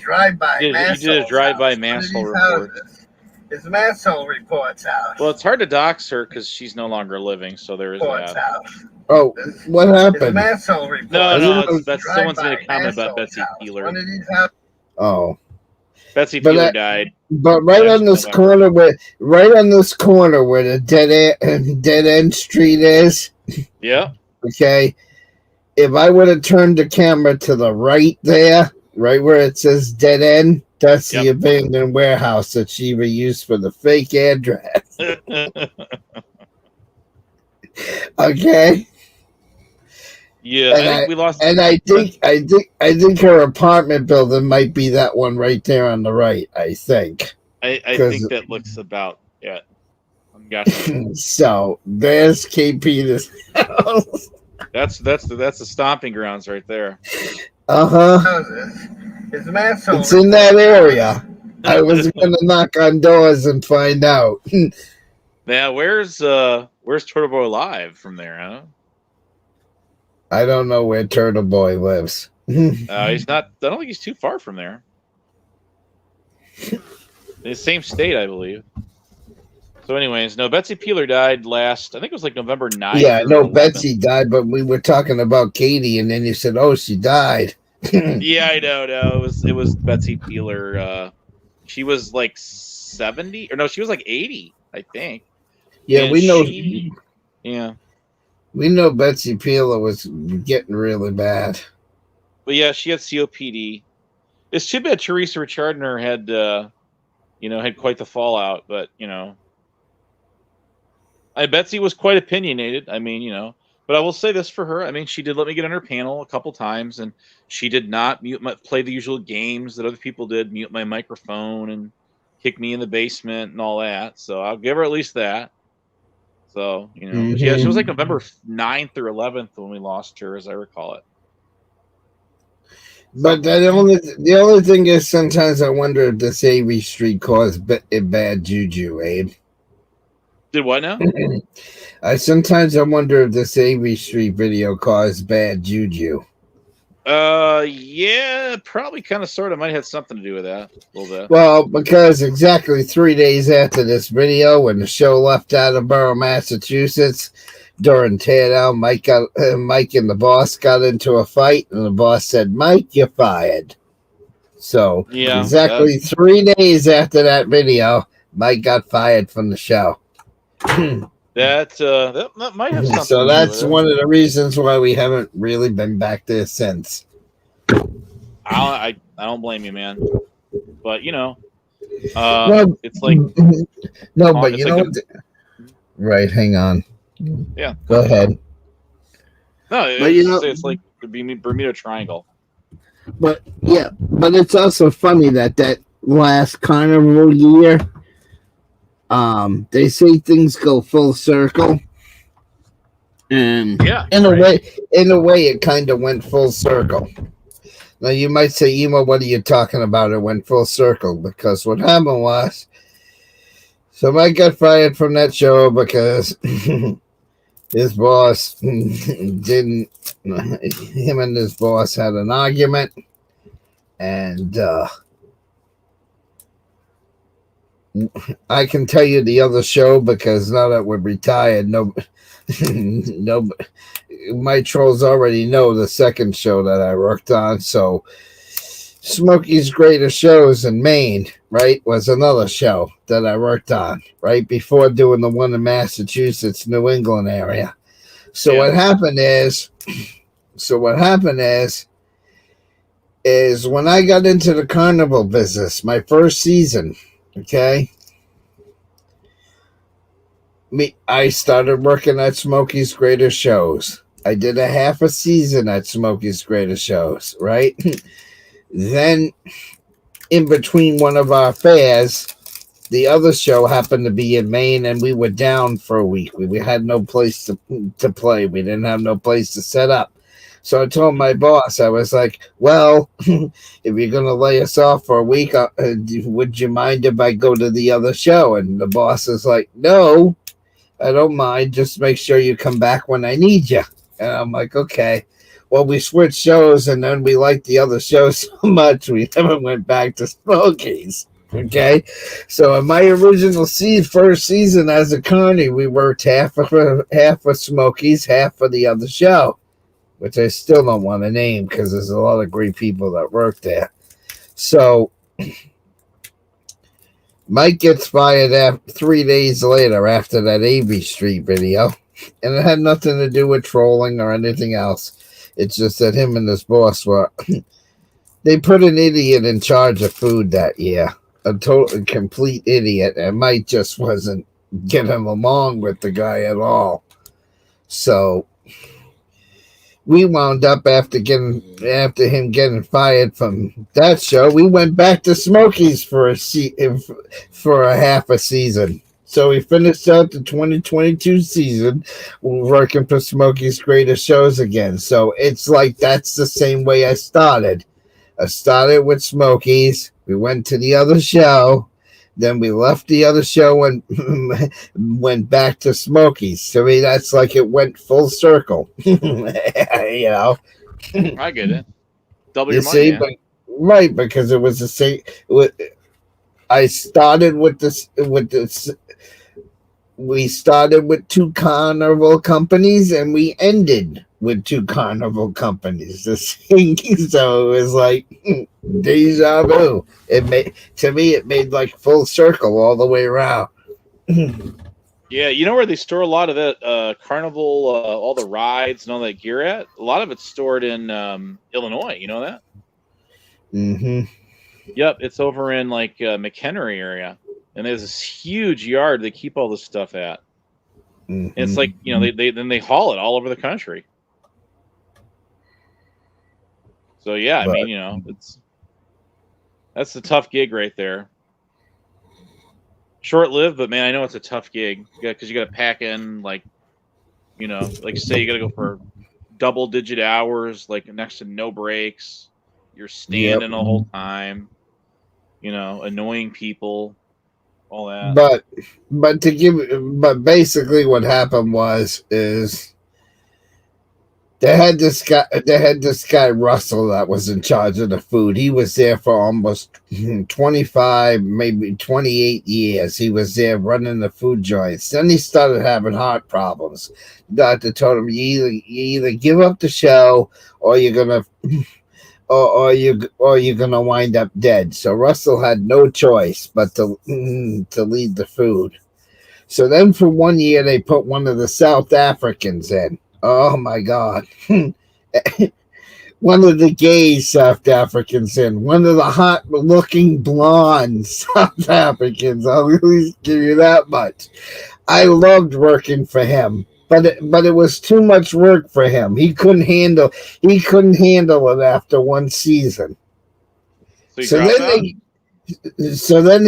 he couldn't handle it after one season. Then they gave it to Chris. Okay. That's who has it now. Okay. Chris and Brian have it now. But the problem with Chris is he don't like to pay his employees on time. Okay, he's one of these ones that, you know, likes to play with your fucking paycheck. And he owed Mike like a couple $100 that he was short on one of his paychecks. And Mike kept asking about him and asking him about it and wanting his back pay and wanting his back pay. So Mike had a day off one night and he took a nap and everything. I was working that day, and he decides to go approach the boss while the show is open. Okay, now the show's open, full of people. He approaches the guy, and then because Mike has been trying to get his pay that they gypped out of his paycheck for 2 weeks, Mike snapped it and lost it on a midway full of fucking people. And he basically used expletives and all kinds of shit and made a fucking scene. Pretty much did an emo fucking rant in the middle of the fucking show on the midway. And told the boss what he thought about him and everything else. And then he's like, well, because you made that big of a scene on the midway. Adios. Hasta la bye-bye. And that was the end of that show. Oh, that sucks. Yeah, after 14 years of being on it. Damn. Mm-hmm. Well, I guess some things were meant to be, or in this case, not to be. Mm-hmm. Yeah, I used to go to all the fairs all around where I lived at. We went to the state fair at least once, I remember. In Illinois, that was down in Springfield. So yeah, it was always that the Lady Di used to go to those. It was in Pecatonica. That was the Winnebago County Fair. All that stuff. So yeah, I mean, Cherry Valley days. That's where the big shopping mall is. That the TV show Roseanne was supposed to be based out of Rockford, and they named it Lanford. So you had the Metroplex was the Metro Center, the mall that she worked in, all that. But yeah, they used to have a big carnival there that went all week long, right there in the parking lot. And then the hard part of it is they wanted me to finish the season after they fired Mike. They wanted me to finish the season, but because he's no longer an employee, he couldn't stay in the bunkhouse anymore. So what was I supposed to do? Let him sleep out in the car, and I'm the one that's in the big room with the big fucking bed and the air conditioning and the power and everything while he's fucking sleeping out in the car? Because they pull that on you. Well, if you're not working, you don't need to belong in one of our bunkhouses. Yeah, I get it. So that's why I didn't make a scene about it at all. I'm surprised I was as calm as I was. I said, I finished the rest of that weekend, and then I fucking did tear down, and then that was the end. The end of that show. That's all she wrote, huh? Mm-hmm. What year was that? 2022. All right, so that was just a couple of years ago. Yeah. Yeah, and then they wanted more people at Smokies, so I came back. I went back to Smokies. But the problem with Smokies is she plays worse than the other show did, so that's why it didn't last over there either. Oh man, that sucks. They'll do it. And then on the last show of the season, I had to rush Mike to the hospital because we had 2 more weeks left, 2 more weeks of the season, and then I had to rush Mike to the hospital, and that's when they found the cancer and the intestinal blockage in Mike. Oh, damn. So I finished that season, but Mike came close to finishing it. He ended 2 weeks shorter than I did because he was in the hospital. So you never go back into that profession again? I don't know if I ever will. I don't know. I know it's a tough gig, especially as you get older, man. I mean, and like I said, they have it where you can, when you get fired from a show, they can do it 2 ways. They can fire you and permaban you from the midway, or they can fire you and make it where you can come back. You can come back on the midway and work for an independent. Now, there's a couple independents that during Mike's off time when the show didn't need him for a week that he went and worked for. So if I went back up to that show, even though Mike doesn't want to work for Chris, but if I decided, oh yeah, let's go back up there and work another season, Mike could get a job with one of the independents, and I could go back to that show if I really wanted to. But that's like so far away from here to go out to work, dude. It's far away. Yeah, they don't do anything around where you're at now? Nope. No. Well, that sucks. Yeah, over in Chicago, they got that one that goes like pretty much all season long over there in the old naval station over there. There's a carnival there. Am I too loud? Because I can hear myself echoing through you. Am I too loud a little bit? Feedback. Yeah, you hearing a feedback on me? Yeah, no, on me. Yeah, I think I'm feeding back. Let me jump out and jump back in. It's a glitch. Okay. Yeah, it's a StreamYard glitch with devices. I'll be back. Uh-huh.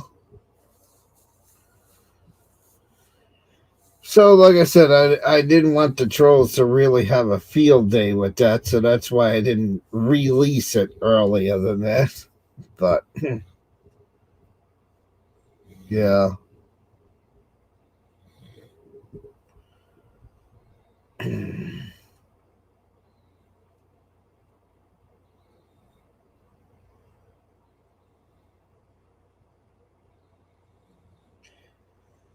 Or the only other way that me and Mike could go back to that show is because they had 3 units. We could go to one of the other units and get back on too. But I don't think Chris and Mike would ever have a good compatible employee, boss employee relationship. You know what I mean? So. Yeah, the only thing is it fixed? The only thing I said that you missed is I said, as long as Chris is there, I don't think Mike can actually go back there and have a productive career there, because I think him and Chris would be at each other's throats. Probably kind of sounds like it. Yeah, no, the glitches.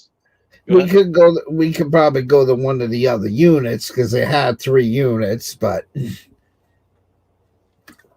yeah, that's true. Well, for me to get where I am right now, to get back up to Massachusetts, it would take me 10 hours to get back up to Massachusetts. Yeah, that's a ways. That's a long ways from home just to go to work. Yeah, no, I wouldn't want to do that. So yeah, I'm using my old phone, and it's like a StreamYard glitch where it does that. And the way to fix it is just jump out, give it a minute, and then just jump right back in again. Now it's fixed. Yeah. But no, I used to always like going to the carnivals. I know a guy. There was a big YouTuber that used to work at the carnivals. He's like he goes out and chases police calls and stuff. He's got a big YouTube channel with over 100K subs, and he lives out in where the hell is it? It's like he knows that sheriff that his sheriff's department live streams like all the time. You know what I'm talking about on YouTube? Their calls. I think he's in Minnesota somewhere. He's in Minnesota, and he works for the Minnesota State Fair whenever it's going on, and he would live stream his job a lot when he was like on break or something. But what his job was, he would go in there after the carnival was over and do cleanup and clean the whole grounds up every night. See, that was another thing I used to do too back in the day. But a lot of these a lot of the people watching me right here, right now, probably don't remember those days. Because there was and nobody has had, up until Vaughn finally got their head out of their ass, like within the last 18 months you could do it on Vaughn now, but that's still after I left the show. When Blog TV was around, okay, that was such a good program. Blog TV was around, and it was it was like Vaughn, and it was like DLive and Kick. It was in Twitch. It was like one of those other broadcasting sites, very, very similar to those sites. So if you've seen Twitch and Kick, you know what I'm saying. If you've seen one of those sites, you pretty much kind of know what Blog TV was back in the day. They were the one of the earliest ones that had an actual app back in 2012 where you could go live from your phone. They were one of the first places on the internet that did that shit. So back in the last couple of years of Blog TV before they shut down, I used to do live streams right from the fucking food joint. I used to do that. That's cool. You mentioned DLive, man. Is anything going on with? I haven't been on DLive, and man, it's been. I think I'm shadow banned from DLive. Are you? It's been a couple of years since I've even downloaded the app or thought about it. Because when I was doing my whole search on the ableism thing, okay, people that pick on the handicapped and the fucking people with disabilities, when you pick on people with that, it's called ableism. It's actually a hate crime. And the reason why I say that is while I was doing research, I seen a post where it comes up and it says DLive has been known to DLive and TikTok has been known to shadow ban people with mental disabilities not because of the content that they post, but because they are known to be a high target for being trolled. Okay. Oh, I get it. That makes sense. So It happened to you. when I read that shit about TikTok doing it, and then I suspect DLive does it because Yeah, that could be. Yeah. If you go to my channel and you're not logged in, it just shows a white screen and says, "Hello, welcome to DLive." It doesn't take you to my profile unless you're logged in.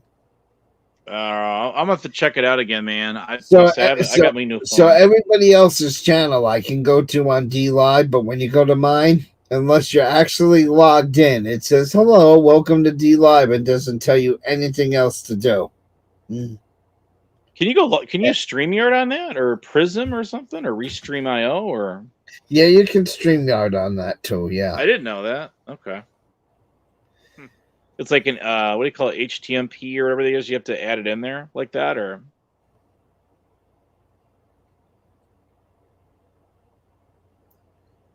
Yeah.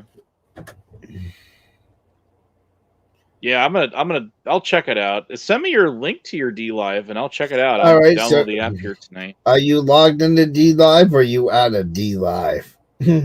I have to reinstall the app on my new phone because I've got everything else on there, but DLive I haven't logged into. Oh, so you're not near a computer where you can go see it? No, at the moment I'm not. I don't because even have it on my other laptop. If you go to that DLive account, it's going to say, hello, welcome to DLive, and you're not going to see my profile unless you're logged in. All right. No, I'll check it out. But no, I've got a Rumble account. I've just never used it. So I typed that into a search engine. Why does it say hello DLive and not showing my page when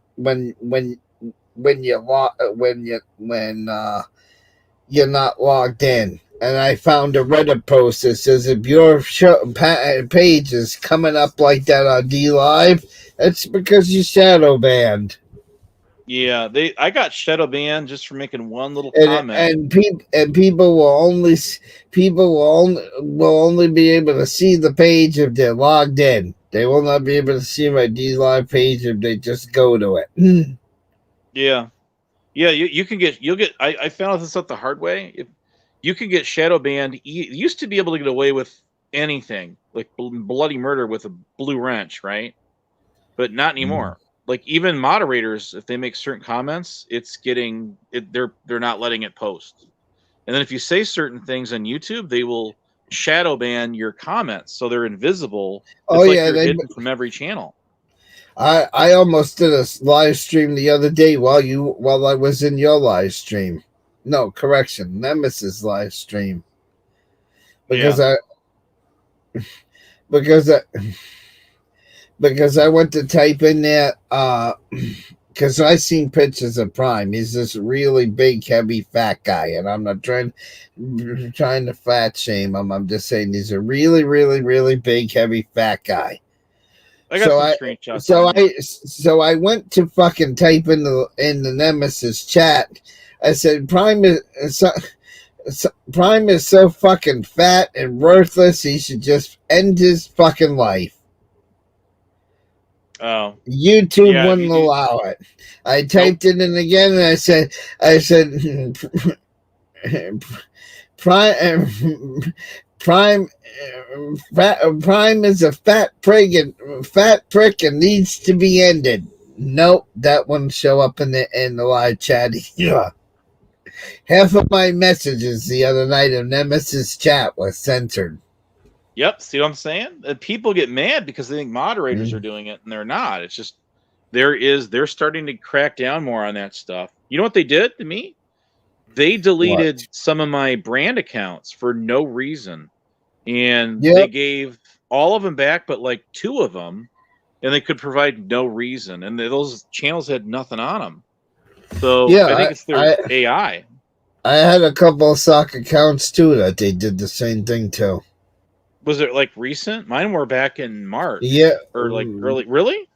It was within the last year. Yeah. Yeah, see what I'm saying? So I just said, okay, fine. You're going to delete my channels. For every channel you delete of mine, I'm going to make 2 more. So it'll be double. And that's exactly what I did. And they're just brand accounts. So I'm like, what the hell? I mean, what have I done with them? That's against TOS. And they can provide no explanation for doing it. They just did it. So I'm like, well, that's nice of you. So you know what I did? I wrote a letter to the CEO and I mailed it in. It's probably been about 3 weeks ago now.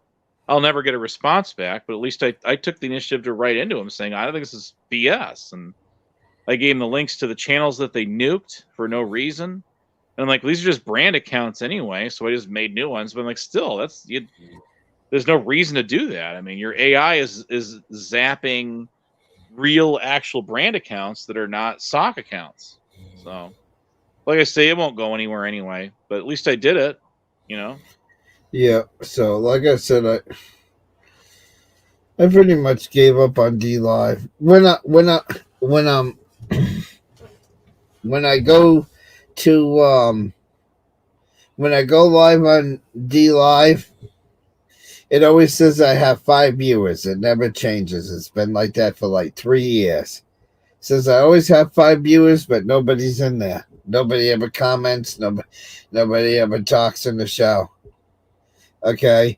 Now to be monetized on D Live, you have to have exactly 200 followers.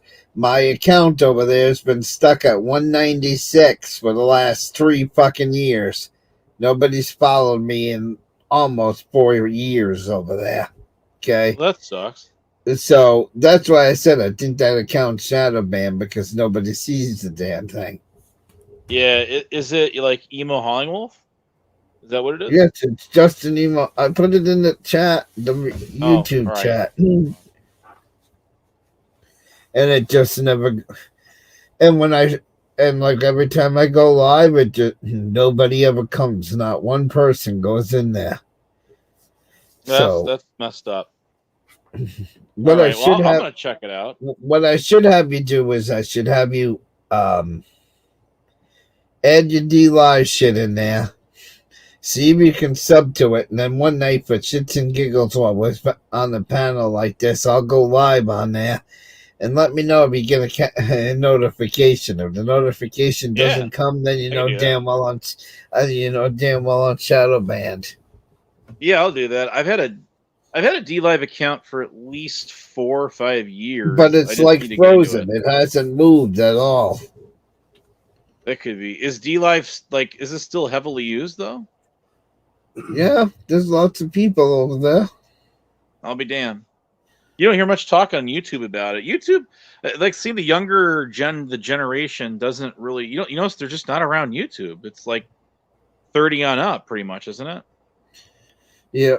So, like I said, I have a feeling I'm being shadow banned. Just to wait, because nothing moves. Never get any subscribers. Nothing comes in. It always shows, because it doesn't show you real time views. It shows how many times people viewed the page, and it's stuck on 5. It never goes in. It never goes up higher. Well, you should throw it in your community tab and then see if some of the YouTubers will hop on there too. You know what I mean? Get you up to 200 at least. Yeah, well, but then you have to have an audience. I'm monetized on Twitch, but nobody goes to Twitch. So, oh really? That's why I don't stream on. That's why I don't stream on Twitch either, because. Well, I mean, is it easier to get subs there than here? I don't know. Yeah, it probably is. I don't know. It's like 500 to monetize here. So, but like I said, do some research into Google, and you'll, or if you want, some night when you're bored, does D Live censor people with mental disabilities? And you'll quite a few posts come up that they do. Yeah, I'm not surprised at it. That's why I stopped using it, and so does TikTok. Yeah, well, that's owned by Chinese stuff, so. No, I have a TikTok, but the reason why I stopped using it is because 1 minute we're banning it, then it's fine. Then you don't hear anything about it. And then 8 months to a year goes by, let's ban it again. Then they get off then they get off their high horse, and then it dies out in the news, and it's still there. Then it comes back, and then it comes back up again. Let's ban it again. So this is like the third or fourth time they've tried to ban this platform. Okay, so why should I keep posting stuff and try to gain a following over there when the government's just going to come in and take D-Live down anyway? I mean, not D-Live, TikTok down anyway. TikTok? Why should I waste my time? I mean, that's what I'm talking about. Because how many times in the last 6 years have they talked about taking that down? At least 3 or 4 times. And they've never taken. Because, like I said, it's in the news. They get it all hyped up, and then nothing happens. That's it. Maybe it's the way. And then it came back up again, and then it dies off again. So this is like the third or fourth time it's been brought, and I'm like, until they make up their mind, why should I post there and then lose all the content that I just wasted my time putting up over there? Yeah, I mean, it's if they're gonna block or censor that, it's a long ways out because they have to make a bill, and you're gonna have to get both sides of the aisle agreeing on it, and just all the political rhetoric, the political red tape. It's got to get thrown up to try to completely block that platform altogether. It's so popular too. So you know what I mean. But you like the old time radios and all that shit, Abe. You know what I'm talking about, the old school radio and stuff. Well, here's the thing. Now, and I'm not shit talking Monograph because he may be right. Monograph has got this idea because if you remember back in the olden days when TV came out, that originally when TV came out from 6 at night to 9 at night was considered prime time. Okay, that's right. I remember that was considered prime time. Yep. Right. Yeah. Then later on they changed it when they made prime time 7 to 11 instead. Okay, they added more time to it and they put more news on at 6 o'clock. So, but at one time, the 6 o'clock hour in the old school days was considered prime time. Well, a lot of people are going over on TikTok. And Google is bleeding money. Google is losing money because everybody is using TikTok instead of using Google's Shorts. Okay, I mean Google's YouTube Shorts. The other connection is that the Google themselves backs a lot of Democrats. Okay. They're in bed. Google is in bed with a lot of U.S. senators, okay, and Google gives these senators lots and lots of money. So in reality, Imani's idea is Google can't handle the competition because TikTok has taken too much of Google's prime time, and everybody's over there instead of on here. And it's causing, so they're like, hey, remember, so they're going to like Biden, hey, remember that 50,000 we gave you to become president? You want to return the favor? Get rid of our competition. Make up a reason to ban TikTok. So that's what Monograph thinks. Monograph thinks that Google, because they're in bed with so many politicians, is using the politicians as, hey, remember I gave you money to get elected? Now can you do me a favor and get rid of my competition? That's what Monty believes is why they want to get rid of TikTok, because they keep saying it's a security issue. it's a security issue. Well, if it was a national security issue, do you think that site would still be here 6 years later, or was a security issue, Abe? It'd be history. If it was really a security issue, it would have been gone 5 years ago. Okay, right. It's why so they came out with. They're only claiming that it's a that it's a security issue in Monty's eyes. Monty thinks it's Google is trying to get back the viewers they're losing, so they're trying to knock out the competition by using Congress to do it. Okay, No, I believe it. Makes that's sense. that's his because he's a truther and a conspiracy theorist. That's what he thinks. Right. Well, no, there's. And I wanted to download that fucking live stream, and he fucking put it on private before I did, because I was like, oh, I should say that, because that way when we're talking about it, I can, unprivatize it and show it to people. But probably doesn't want to get a strike from Google for saying that, I'm guessing. Yeah, maybe he was worried that he's sticking his neck out.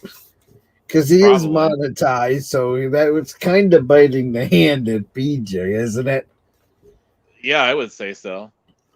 I would think so. But yeah, it's funny like that. And but that's what the conspiracy theorists think, that TikTok's not a security issue, that Google's doing it to wipe out the competition. It could be a monopoly. I can say that because I'm not monetized. Now, they may take this video down and say, we didn't want you leaking that out there, email, but oh well, I'm sure the trolls are recording this right now, so they'll have I'm sure you're being replayed or streamed at just few Discord servers.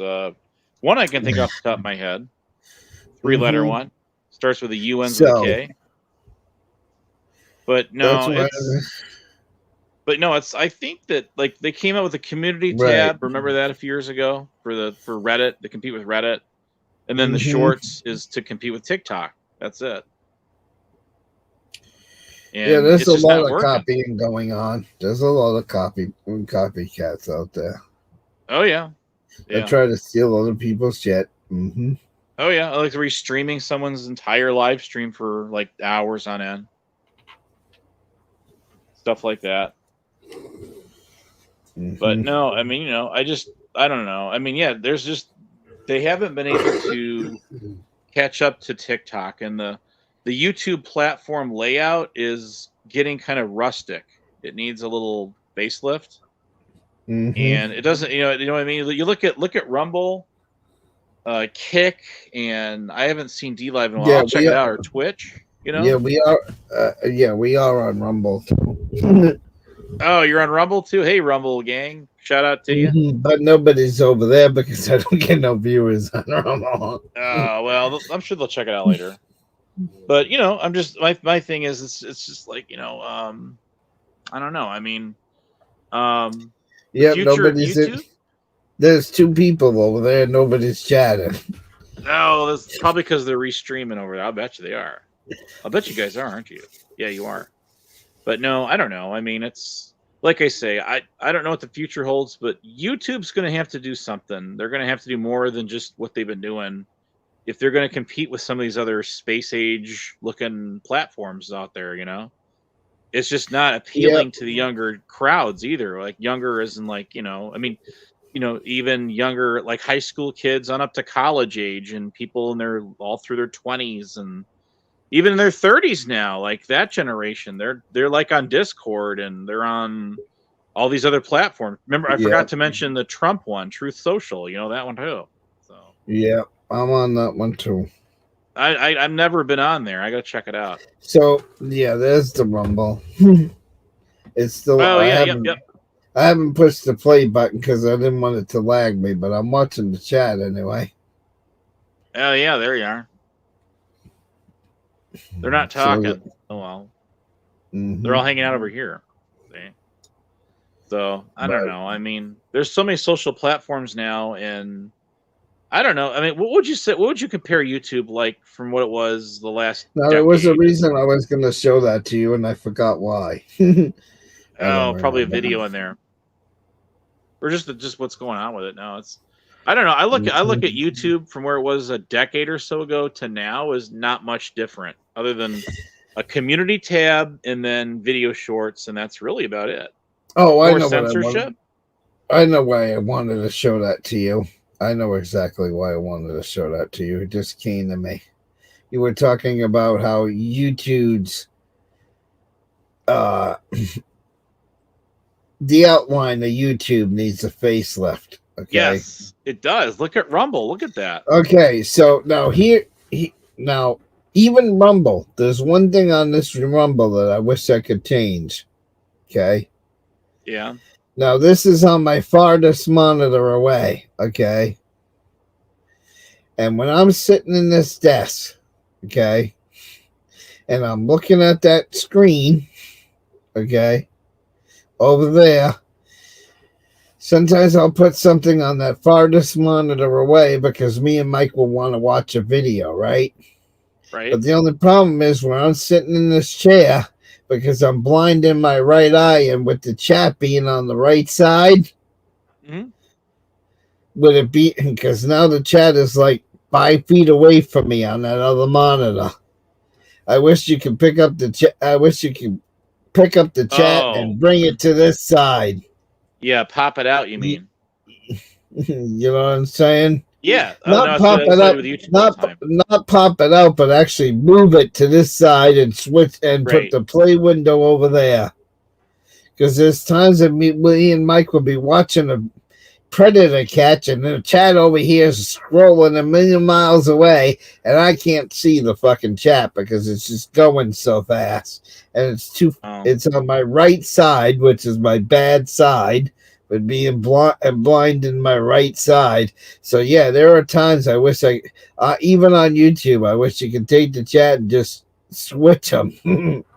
Yeah, no, that would be cool. Are you familiar with Locksmith? You know what that is? I would rather have I'm just saying, I'd rather have my chat on YouTube, Rumble, everywhere. I would rather have my chat on the left side than the right side. Right. I would actually probably prefer that myself. That's why I usually pop it out in YouTube and I slide it over. I move it, make it large. Yeah, you can do that too, but then you have 2 windows open and. Yep. Yeah, that's the only way you can get around it. And then if you click on one of them, it hides the other one under the other one, and it. That it does. Yeah. So it is. Can you do polls on Rumble too? No. Oh, that kind of sucks. Oh, but the only other thing I meant to tell you that I don't like about Rumble. It's only one thing I don't like about Rumble. What's that? I mean, Rumble's okay, but the problem is.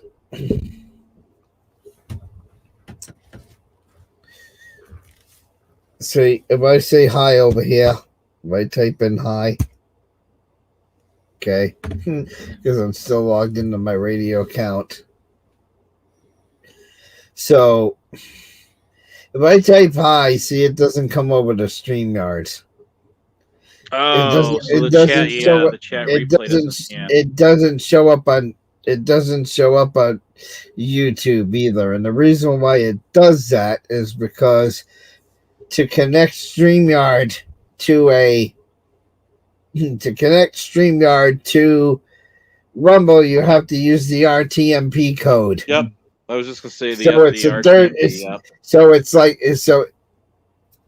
So it's actually acting like if I'm streaming, like if you were streaming from OBS to Rumble, because you're not actually streaming from Rumble. You're not actually connected to Rumble. You're using a third-party app in between, while that that RTM code can't relay the chat, and that's the only thing I hate about it. Yeah, that kind of sucks. Yeah, see, StreamYard just started showing wrenches on YouTube from YouTube. Mm-hmm. So you can stream and do both. You just have to have another window open to watch the chat all the time. Yeah, it's kind of obnoxious, but yeah, and it's a pain in the ass because you can go when OBL Nation does his sketches over there on on Rumble, when he does his sketches on Rumble, you'll see him holding the phone like this, doing the. Well, let me turn my camera on. You'll see him holding the phone like this, doing the catch, and then he's got another phone in his other hand as he's interviewing the, like where I got where I got the cigarettes not in the case yet, and he's like, "Yeah, so who were you here to meet? Oh, you were here to meet you were here to meet a blank hero, were ya? Mm-hmm. What do you think about this, guys?" And then he'll look down here at his chat. Yeah, that's kind of annoying. They, so the way it is with Rumble, because they don't have a mobile app like YouTube yet. So he does his catch via StreamYards. So he's got one phone in his hand capturing the pred, and then he's got another phone in his hand like this, reading the chat of everything that's going on in Rumble on another device. That's the only way you can see it because they're not linked together. So, and the phone that's recording everything just has a blank white window on this side with the video window in it. So so everybody is mobile streaming on Rumble. You got to use two devices, and that's a pain in the ass. So yeah, I wonder if Streamlabs has gotten any better than it used to be. I don't know. I don't use Streamlabs because they banned me. Oh, did they? Yes. Oh, it's a really complicated. I've heard it's still a common. Last I checked, it wasn't that long ago. It was like last October or something, and I'm like, man, this is still way too confusing to use. Well, I had the Streamlabs link on my page. I had two of them because I had one for each channel, and the stream. I think it was Streamlabs. Justin Emo Howlingwolf was one, and then it was like Justin Emo Howlingwolf 2 as the other one, because this was like the 2.0 channel before I changed it to the Trucker channel when Nemesis was on here. And we actually had, well, the Streamlab account for with the number 2 on it had no action. Had absolutely no action on it. Nobody ever donated. Nobody ever donated to that link. I mean, it was here, but nobody ever used it because I never really turned it on and did the green screen and all that shit where it would go, "Hey, somebody says da da da da da," and play on the screen, right? So I never really set it up for this channel, but I had it on the other channel. So Shiva got mad at me, and he goes over to StreamYards, and I'm in Streamlabs, and whatever he put in his report got me banned from Streamlabs. Because I was like, I emailed their support, and I was like, "What happened?" And they came back with a whole bunch of. They didn't show me what he wrote, but they said, We heard that you were using homophobic comments. We heard you were being racist. We heard you would. So they gave him a whole laundry list of the stuff I was doing over there. And they were like, because of your excessive behavior, you can never use our Streamlabs products again. And that's another reason why I won't use OBS, because OBS is owned by Streamlabs. Right. Yeah, no, I tried I've got the other, what you're using here downloaded, and I haven't had a chance to try it out yet, but I've got it. And then and the other thing is Google at one time tried to get a hold of Twitch. They came real close to getting Twitch. And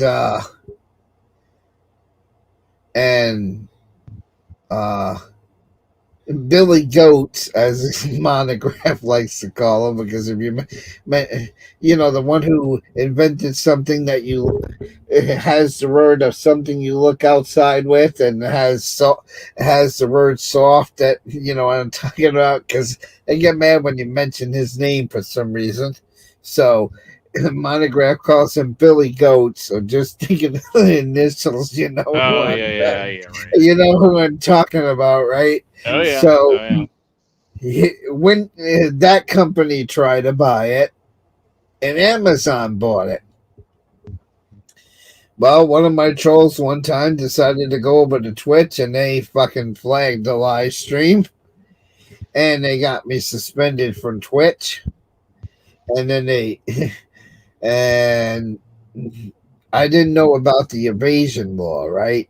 I didn't know that, because Twitch is really strict. If you come back on the second account, they don't like that shit. They'll ban you from their platform, because if you try to circumvent the ban on one channel, you're not supposed to go to another channel. I didn't know about that. Well, obviously the trolls did, so they nailed me again on the second channel. Okay. Yep. That's and then I got hit with the evasion. Okay. Yeah. So then I emailed the support, and I'm like, well, when can I come back to Twitch? I'll be good. When can I come back to Twitch? When we say you can come back to Twitch. Well, how will they email you? How are you supposed to know? Wave magic wand? Well, about a year later, an email came and said, we'll give you another chance to use Twitch.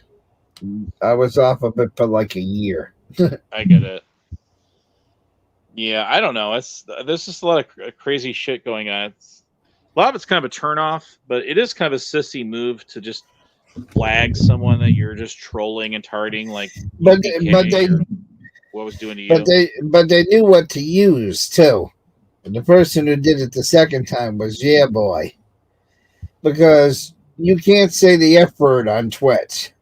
That ends in dot. Okay. You can't say that, right? So when I went and I was like, my radio account has been working fine, and I showed them, like, I had like a whole half a month of replays on there, and I said, see, you guys let me on here. I thought I was fine because you guys let me on here. Well, my trolls and me and Rick Berry were doing a radio show at the time, so that pissed more people off, because Rick Berry was co-DJing with me in that show. We put on Dire Straits, okay? Well, they know the F word. They know the F word is not allowed on Twitch. So here I am, just listening to the Dire Straits.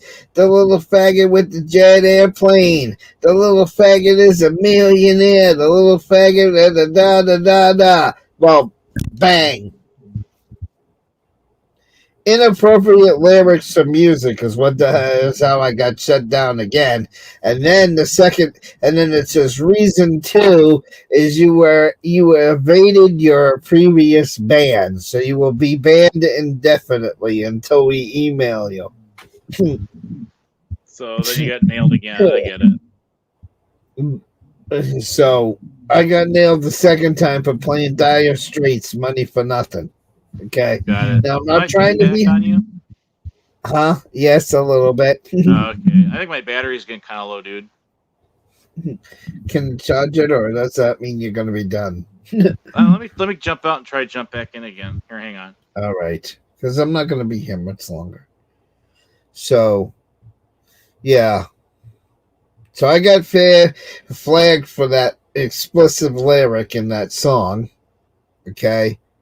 And then I got flagged for evading a ban, which I didn't realize I was doing. So now I know not to play that song again. And I'm not being homophobic in this video in case this one gets flagged. I'm just saying, because that's the lyrics to the song, okay? Now I know that you can't play that song on Twitch. All right, my feedback should be gone now. This is what it does. It's this glitch. Yep. It's super annoying with like Android phones. So it's like the older models. Yeah. So what I also did because they banned me, and then I was like, well, I didn't know just playing that word in a song was inappropriate. They're like, yeah, you can't use the word at all. So after I was like, well, then you need to add that to your ban list. And they were like, what do you mean? Because Twitch has this list of what games you cannot play on Twitch, because they're like Second Life, because you can go to a bar in Second Life and actually fuck one of your fucking other players in the game. Okay, you can actually have virtual reality sex. Because of the sex in that game, that's banned. There are other games on Twitch that are banned because of the violence and the graphic content in them. Right. So I said, well, if you're gonna have this list, you better not. You better add that you cannot play any songs that have this specific word. And the last time I checked, about a year ago, it was on the list. You can't play. Can't play Dire Straits, Money for Nothing. It was on the list for a while. I'm like, oh, great.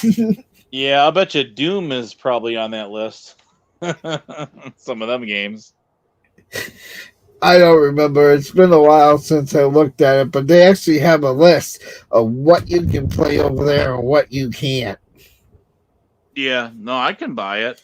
There's a list of prohibited words on YouTube, too, even though people use them all the time anyway.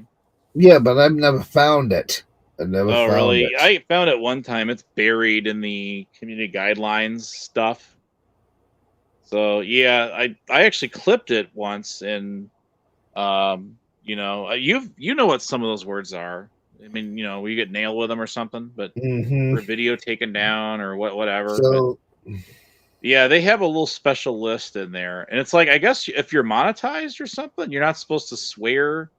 What is it, like the first 10 or 20 minutes or something, or if you're live? Yeah, but I know there are several channels out there right now that are swear worse than I do, and they're monetized. Oh yeah, I know it. But it's like, I think it's like the first. There's like this like silent period that you're not supposed to swear at all when you first start it. You know what I mean? Mm-hmm. At least there used to be. I don't know.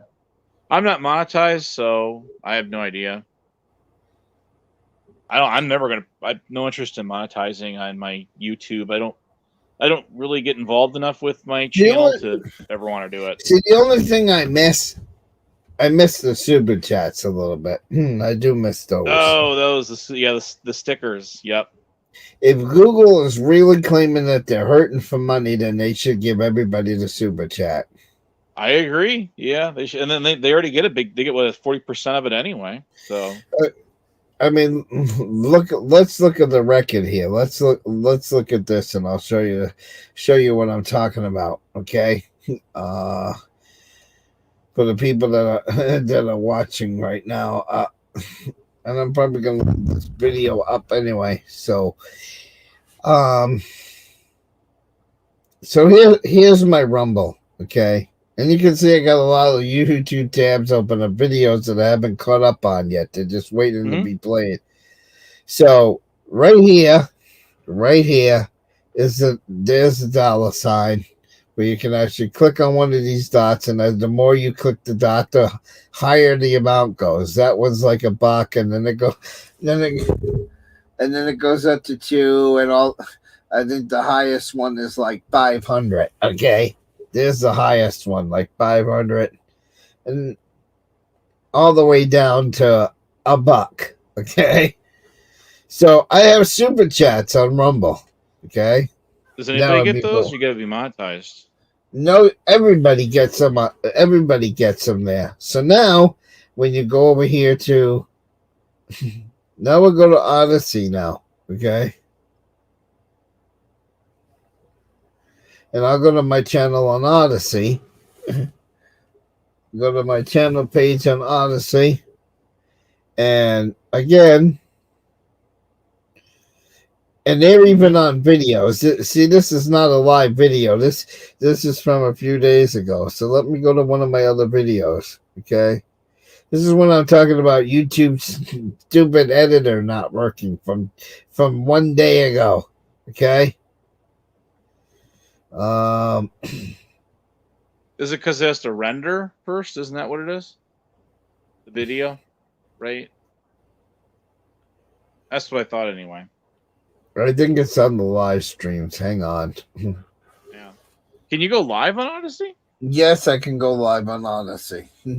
I go live on Odyssey all the time. Matter of fact, hang on. Oh, so you over there more than over here? No, I go live on Odyssey.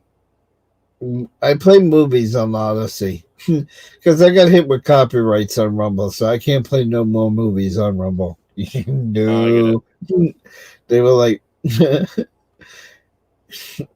So no I've been kind of getting away with playing movies on. Yeah. So if I go to Odyssey, let me see. Oh, it has a community tab on it too, huh? Yep. Wonder where they got that from. So as I just started XSplit just to go live on Odyssey. So now I'll go to my other channel. Where is it? Channels. And I'll go to my radio one. That's the one I just went live on. But if I go to the radio one, come on. Why am I not seeing myself? I should be live right now.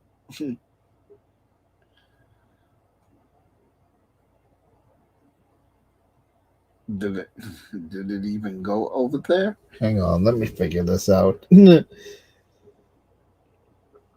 But anyway, when you go live on Odyssey, they give you a super chat too. Is what the point. And let me guess, the community tab is included or no? Yes, the community tab's included. Oh, I see. I started the wrong one. Stupid me. Yeah, that's better than YouTube because you got to activate it on YouTube. I started the wrong Odyssey. I got like 3 Odysseys, so that's why it didn't show up. Okay, so there it is. You can see I'm in purple now. It says I'm live. So when you go over to Odyssey,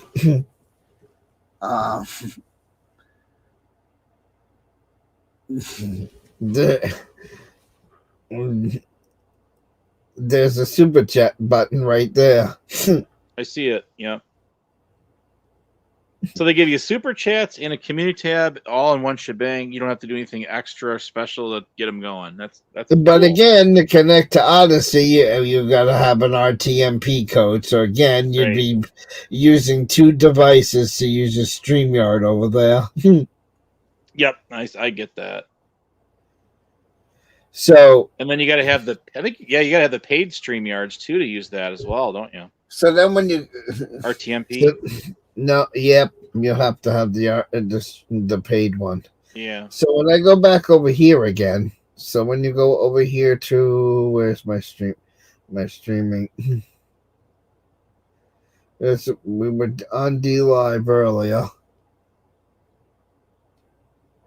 This is my D Live, and then down here somewhere, I don't know. It doesn't show it on my page because I'm logged in, but it will show you on somebody else's page. There's usually a super chat button. Okay. There's a way to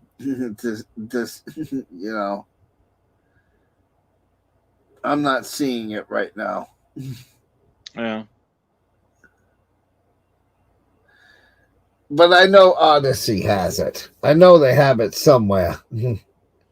It's just been a while since. But I know Twitch has it. And I know definitely Twitch has it. Where's my Twitch? Yeah, I've seen it. I've seen it going on in there. Come on. Twitch.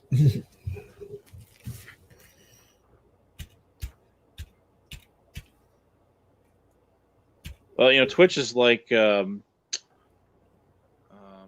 Discord. It was designed for gamers. Yes, it is. So bring up my chat in Twitch and see. It's right.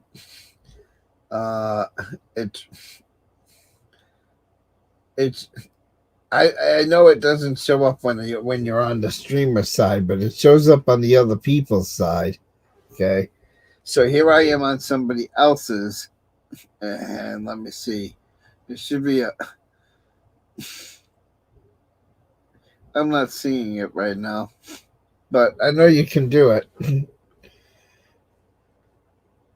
But my point is all the video sites have a fucking super chat. That's my main point I was trying to make. Right. It's not like YouTube. So why can't? So if Google is bleeding money and Google says they don't have any fucking money, why don't they give everybody the super chat and take a cut of it?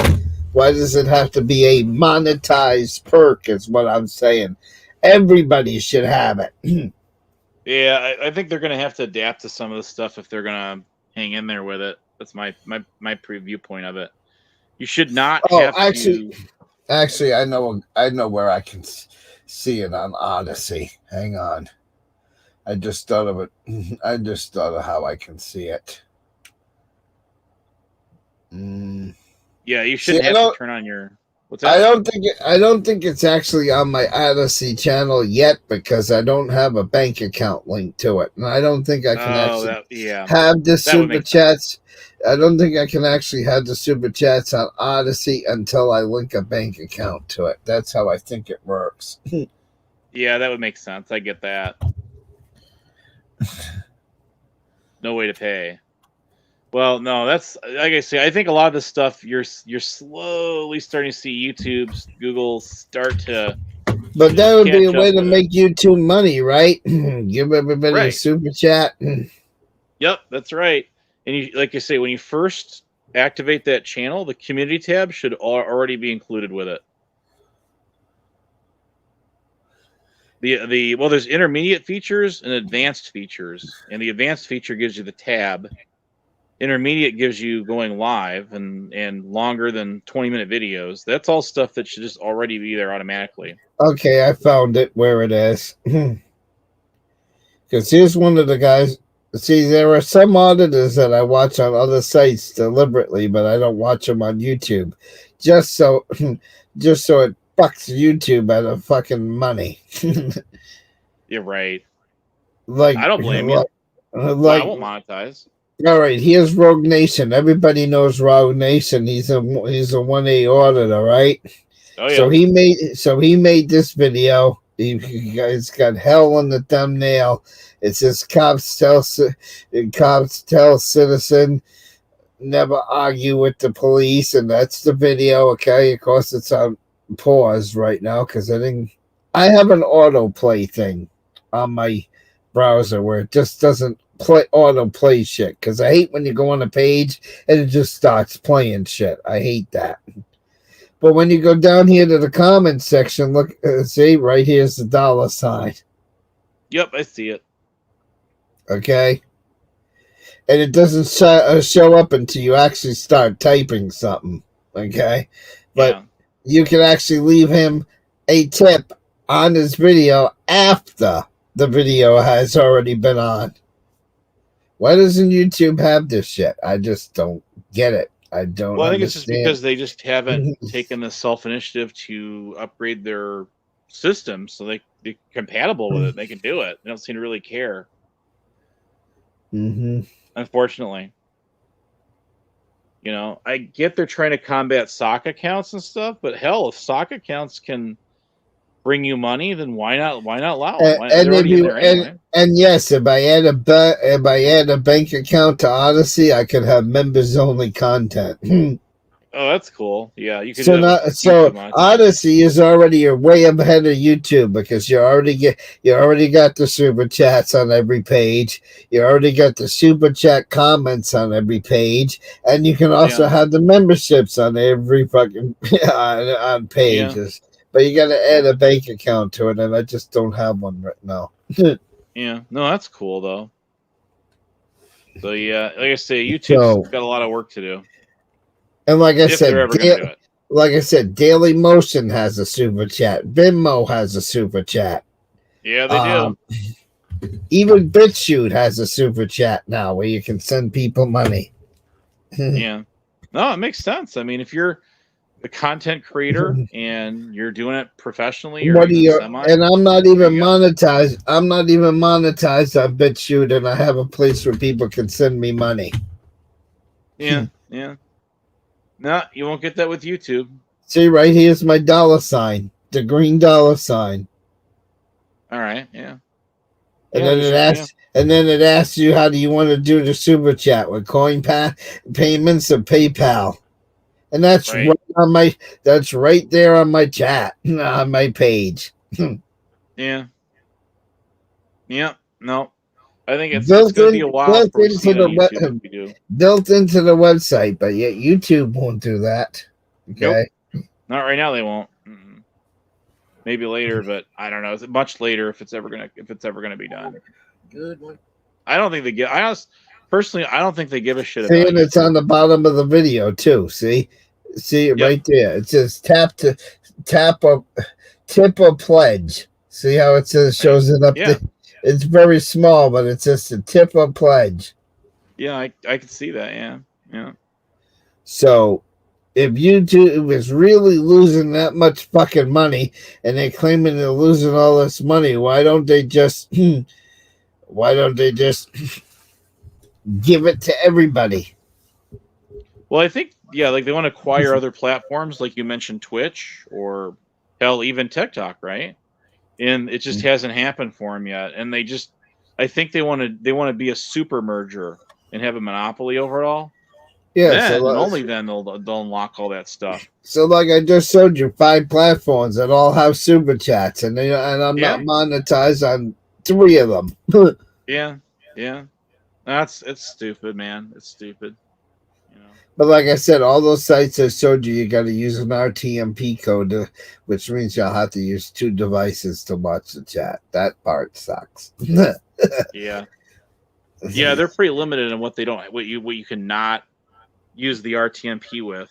And I know it's like YouTube, Twitch, and then there's like Reddit or something. I don't know. No, there's an RTMP code for YouTube too. Yeah, no, I realize that. But it's just the fact that, you have to set all that up it's just not, you can't just click the link and, you just sign in and then bam, you're connected. You got to RTMP it. So when you go to your Studio Abe and you go to your live, okay, which I don't want to show mine because I don't blame you. No, I wouldn't. Yeah, right. Because it would actually show my key, but when you go to YouTube Studio,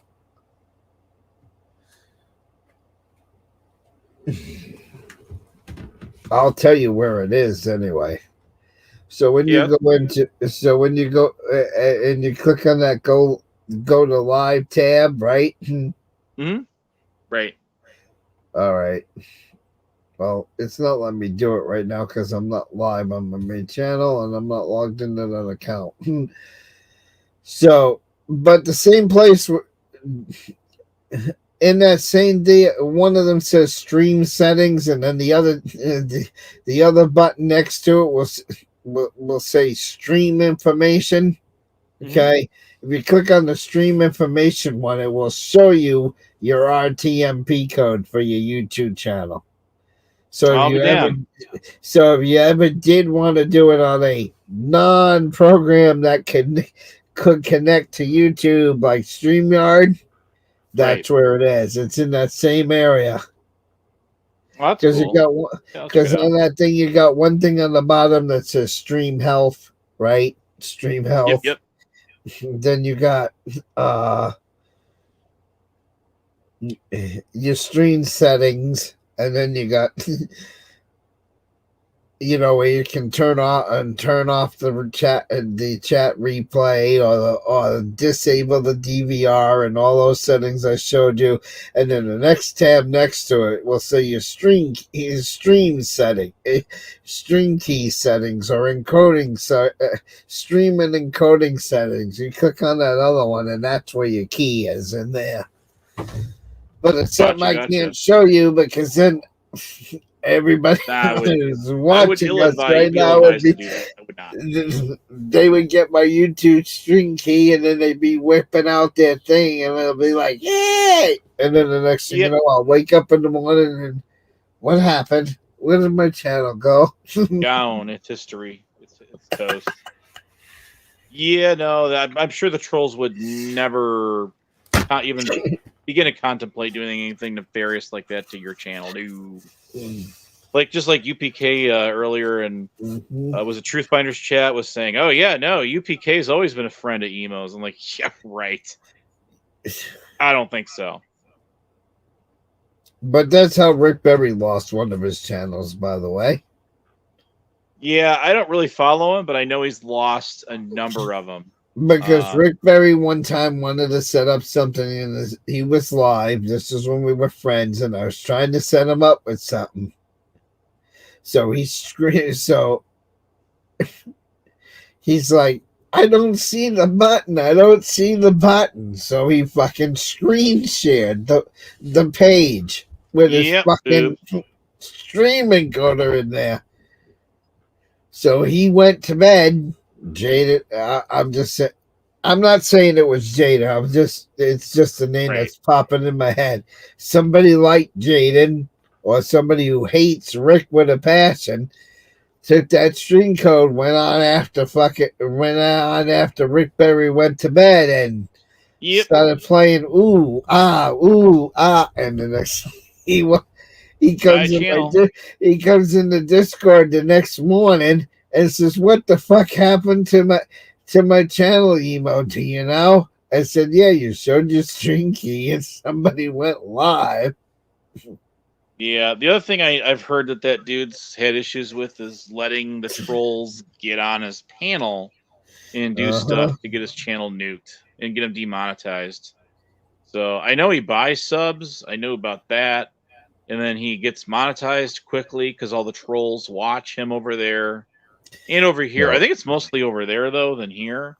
And that's one thing I never did. Yeah. I never bought subs. Never once. No, I didn't either. No, I mean, I don't really care about it. I mean, it's good to have people interested in my channel, but I mean, as far as now, I know Eric Brandt wanted to get me up to 1,000, and I know all of the Watchdog and all the auditors when they first came on the platform, and they all liked me, and they were all happy, and all this other stuff, and they were associating with me and really liked me as an individual before everything went south. I wouldn't be surprised if some of those guys to get me over 1,000. I wouldn't be surprised if somebody bought some subs. Oh yeah, no, there's no doubt in my mind. Like I said, a lot of these guys do this. It's because it's harder to get subs now because you can't just click in the chat and go there without a wrench. So and when that's another reason why I give wrenches out. And another guy I could give you an example of, and I'm not saying he did it, but another person that really liked me at the beginning before everything went south is Chris Powers. Everybody knows that Chris Powers is fucking loaded.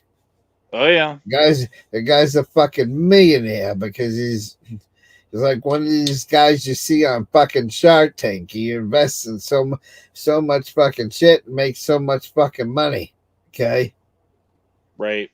Maybe he can buy YouTube and fix all the glitches for us. He's the one that rented that Airbnb at $125 fucking a night for one fucking week for all of the auditors to be in Texas. That's how much it costs.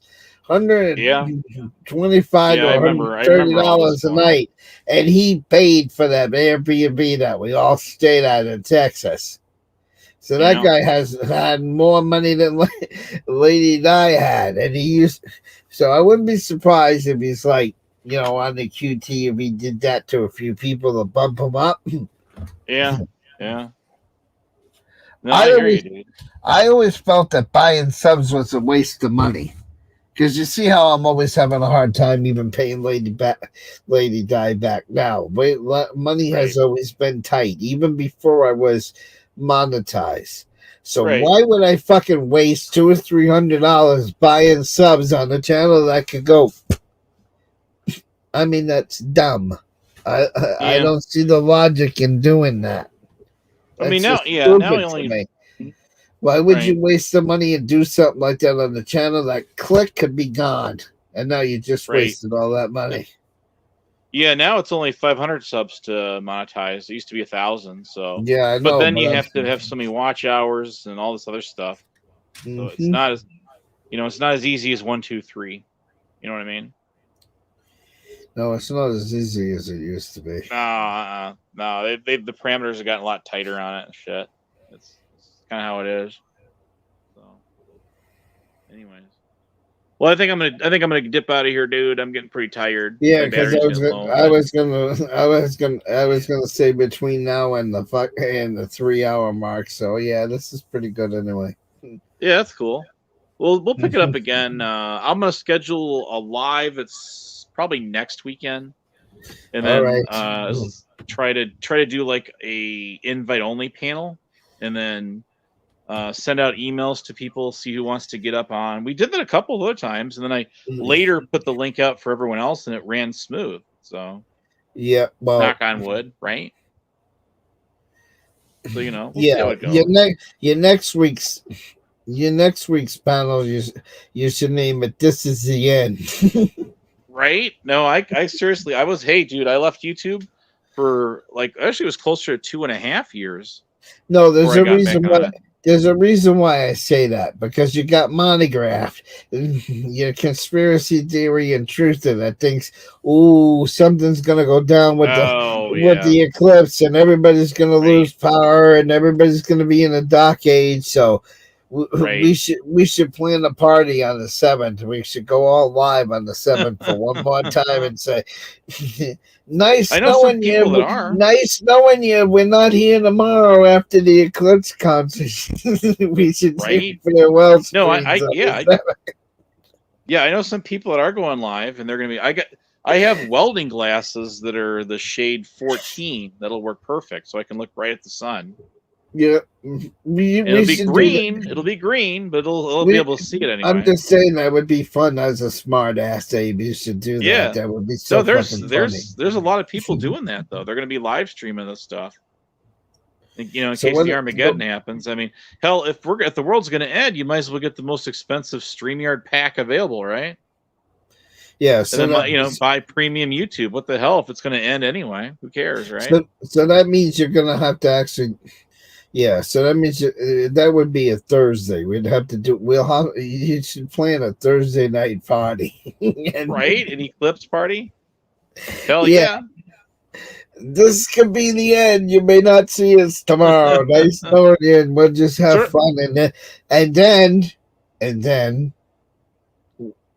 if nothing happens. Bam. Just like Y2K, right? Then you have that archive, and you can say, remember how stupid people were in Y2K? Do you remember this emo 5 years ago? We did a party thinking the Eclipse was going to end us, and then we could play it and laugh at it and have fun at it. You know what I'm saying? It would be a cool archive. Right. Anyway. I might actually contemplate that. I know a couple other channels are going to be doing some stuff, but I think it's during the day they're going to be live streaming. But maybe I will consider it. I wonder what it would be like if there was YouTube and Y2K happened back in 1999. I mean, YouTube would just blow up. You know what I mean? I couldn't imagine it, but I don't know. Oh shit! But... Just saying. Did you ever watch that movie when I sent you the link? Yeah, I did watch some of that. Yeah, I did. Yeah. Like I said, I know somebody took that off of a VHS tape and then put it on YouTube. And it was still pretty cool to watch, though. Yeah, the quality isn't that great, but it's still watchable. Right, it's still doable. I'll give it that. No, that was no. I still got the link. That I actually gave that to a couple friends of mine that were into that stuff. Because one time I was watching a movie all fuzzy and stuff, and one of my friends are like, "How can you watch a movie like that?" Well, because when I grew up in Maine, you only had 2 channels. You only had NBC and ABC. Yep, were you in the old rabbit ear? And for 3 months out of the winter, you had CBS. Oh yeah, that's right. Because once the leaves went back on the trees, you lost CBS. That's all she wrote. Yeah, especially with the VHF. And the TV reception at Bethel, Maine at the time, with only getting 2 channels, being in the valley, most of the time those 2 channels were always fuzzy and distorted. So I got used to it as a kid. So that's why some of these old videos,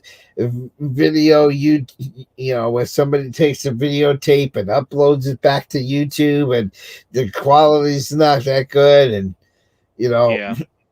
You know, I've had one time Mike's friends see me playing an old movie that way, and they're like, "How can you watch this? It's so blurry." I mean, I don't think the 20-year-olds of today can handle that. But when I grew up that way, with crappy reception, you learned how to deal with it. That's right. And back then, TVs were probably about 360 to 480 pixels, if that.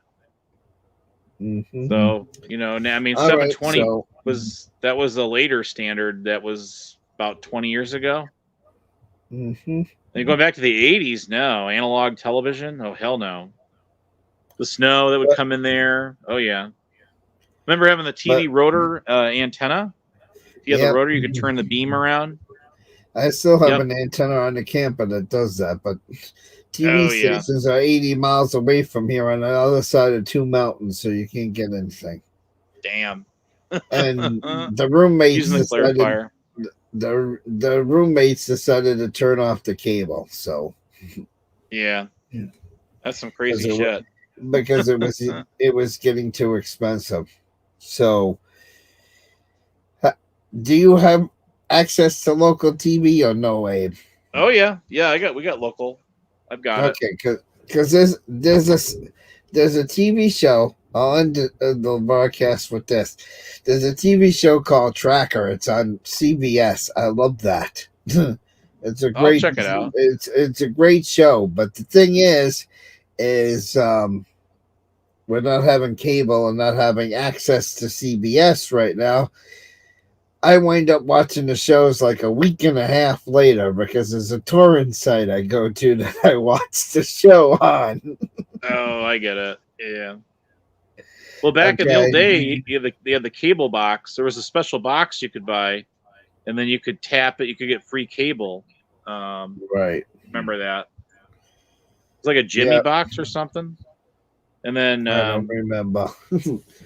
Yeah, there was another thing you could do back then too, and you could flip your TV to cable and go to like channel 78 through like 84, and then hook it up to a rabbit ear, and then you could actually pick up analog cellular calls. Did you know that? But the show Tracker, Abe, is so cool because the guy he searches for missing people, and this guy's he's got awesome skills, and he knows how to track down people. I'm like, damn, if I knew somebody who was on my side, I'd sick a guy like this on Amber Rain. I'd have my trolls. But with having somebody with a guy with that knowledgeable would probably get me in trouble. But hang on, I'll give you one more. I'll give you one more link, and then we can get out of here before you drop dead. It will take me 2 seconds to find. We're getting close. We're getting close to your 3-hour mark. Almost there. Give it 12 minutes to go. You got your 3 hours in. Mm-hmm. So, and another show I've been watching on the site that pirates a lot of TV movies and stuff is I've been watching The Good Doctor again. Oh, really? Damn. Because what happened is I haven't watched The Good Doctor since it went off in 2021. Sounds about right, yeah. So I missed all and it's ending this May. The series is ending this May. after 7 seasons. So with losing that house on Kimball Avenue, I lost like 3 episodes and 3 seasons of the show. Another show that I'm 3 or 4 seasons behind in is Deadliest Catch. So I've been torrenting those too. That was a good show. Up. Yeah, I didn't even realize that the guy from the Cornelia Marie wound up getting fired from the show for being a pedophile. Oh, yep, I do remember that going on. You know, I only found out about that a week ago. That shows you how I don't know. Yeah, that was a while ago. Yeah, that dude got outed. But it's just like remember the dude you're gonna Dell kid from the commercials he got kicked out because he was smoking marijuana. He got arrested for smoking weed. Nowadays, I mean, find me an actor that doesn't smoke weed, right? Mm-hmm. So now it's crazy shit like that. Like I said, I've been using the site for years, Abe, and I've never had a problem. Yeah, that's cool. Oh no, I almost put it in the regular chat. No, no, don't do that. No, the big problem today is all these channels that are cable and they're 4K, right? And how many people have TV sets that are even 4K? Yeah. Yeah, go there. Go there and watch Tracker. I'll check it out. I remember Deadliest Catch. Ooh, we have a comment. There is still somebody listening. You're about 6 episodes behind. Yeah, I put it in the private chat. I didn't put it in the right. Yep, there it is. I got it. All right, so check. Did it open? Yeah, no, I got it. Yeah. I captured it. All right. I'm gonna check it out. And then go to the regular homepage and just start Googling things. I have all kinds of stuff. Another show I just recently started watching is 8 is Enough. I'm 4 episodes into 8 is Enough. Oh, all right. Because I remember being a young kid. I remember just being of age where we were like, when I got to the age where I could watch that and stay up later as a kid, I could just remember the ending of the show, but I never saw it from the beginning. So, and that show started in 75. So I'm like 3 episodes into that one from 1975. So that's almost, damn, that's a long time ago. Big time. Well, you woke Paul up. Here he is. Which one? Paul and Fullerton. Oh, hi, Paul. Yep, there he is. What'd you think of my portable radios there, Paul? I showed you on King Nines the other week. I got 1, 2, 3 of those radios. One of them's so you're holding my out portable. You didn't show them to me. Yeah, I was showing off my. They're all VHF, and one of them is a Bendix King. It's called an EPI, Echo Papa India, EPI model. And then that's an oldie, but a goodie. Then I got a Motorola PR1500, which is a cop radio. Then I have a PR400, which is not a public safety grade radio, but it's pretty awful close. And that's the one that I got in 2007 when I joined that CERT team thing. And I had all the stuff programmed to the cop frequencies, the sheriff's controls, the repeaters and stuff, our CERT county government frequency and all that. And I did use them. I mostly use that PR400 because the other ones are just too big. But now the PR1500 was big, but it was not heavy unless I got to put the high capacity battery on the thing, which I had, and I carried it. I would carry. We also use low band radios on the CERT. Yeah. What's that? I was replaying the thing for a second. Oh, all right, yeah. Yeah, we had the low band VHF radios at the CERT garage on the 47.500 VHF low band frequencies. Those are simplex, not a repeater. And the low band VHF frequency was also commonly used for pre-NOAA weather radio weather cubes. The county had in the probably the 70s before NOAA Weather Radio came out, they had these own VHF low band weather cube thing receivers, and whenever there was an emergency for civil defense, it was for the different buildings, government buildings, schools would have them, things like that. They would have these receivers, and then we could set them off in the EOC. They were using like two-tone, and then what's it called, quick call, and then the 911 center could also set them off too. And that was before VHF NOAA Weather Radio and with the emergency broadcast system came out. They had EBS, but it was like for television and radio. It wasn't on like NOAA Weather Radio. So I do remember that stuff, that old analog, antiquated technology. And those were crystal controlled receivers. They weren't even phase lock loop, as they call it, PLL. So yeah, EPU, I remember the EPH model. Mine was an EPI. It's a gray radio. The EPH, I think yours is probably black in color. And then there's the old Maycom and GE radios. They're the military grade radios. If you've ever heard of Harris radios, those are military radios. They still use those. Now, the other thing I wanted to ask you. Yeah. Is there a way to contact people at NOAA Weather Radio? Yes, there is. If you become a weather spotter, there is an emergency line that you can get. It's a toll-free number, and it goes to your local forecasting office, and you can report tornadoes and all kinds of severe criteria, like damaging hail of a quarter size or more, flash flooding, frequent lightning. Cloud-to-ground lightning is actually severe criteria. Winds of 54 or 56 miles an hour are also severe weather criteria, and there's severe winter weather too. So yes, if you become a certified weather spotter, then just contact your local forecasting office and tell them who you are, and then tell them, hey, I took a spotter class online, and through that Met Ed I sent, or I did a webinar, and tell them what date you took it, and then they should give you the number to do that. That's that emergency line that lead I was talking about back in 1990. They didn't hand that number out. It was to anyone. It was just on a red phone. You would pick it up. There was no rotary or anything on that, and it would be a direct line. And that's what Rockford had with Chicago. Now Rockford closed their forecasting office in '96.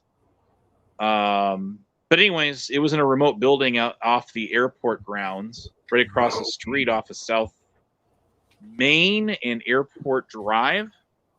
And that was called the Professional Building, which is what's called now. And that's where they were at. Now, those guys are at the control tower. And it's not National Weather Service. It is weather. They're contractors. And they're called weather observers. And they have to take an exam with all of their employees. So they're not necessarily all meteorologists, but most of them are. And you have to pass a comprehensive exam. I'm not talking about weather spotters. I'm talking about a weather observer. And those are people that are paid FAA contractors at airports. And they feed hourly reports directly to the National Weather Service on airport conditions. So anyways, that's just how it was back in the day. And now you have all the social media stuff that was non-existent, like when that Plainfield tornado hit on April 28th of 90.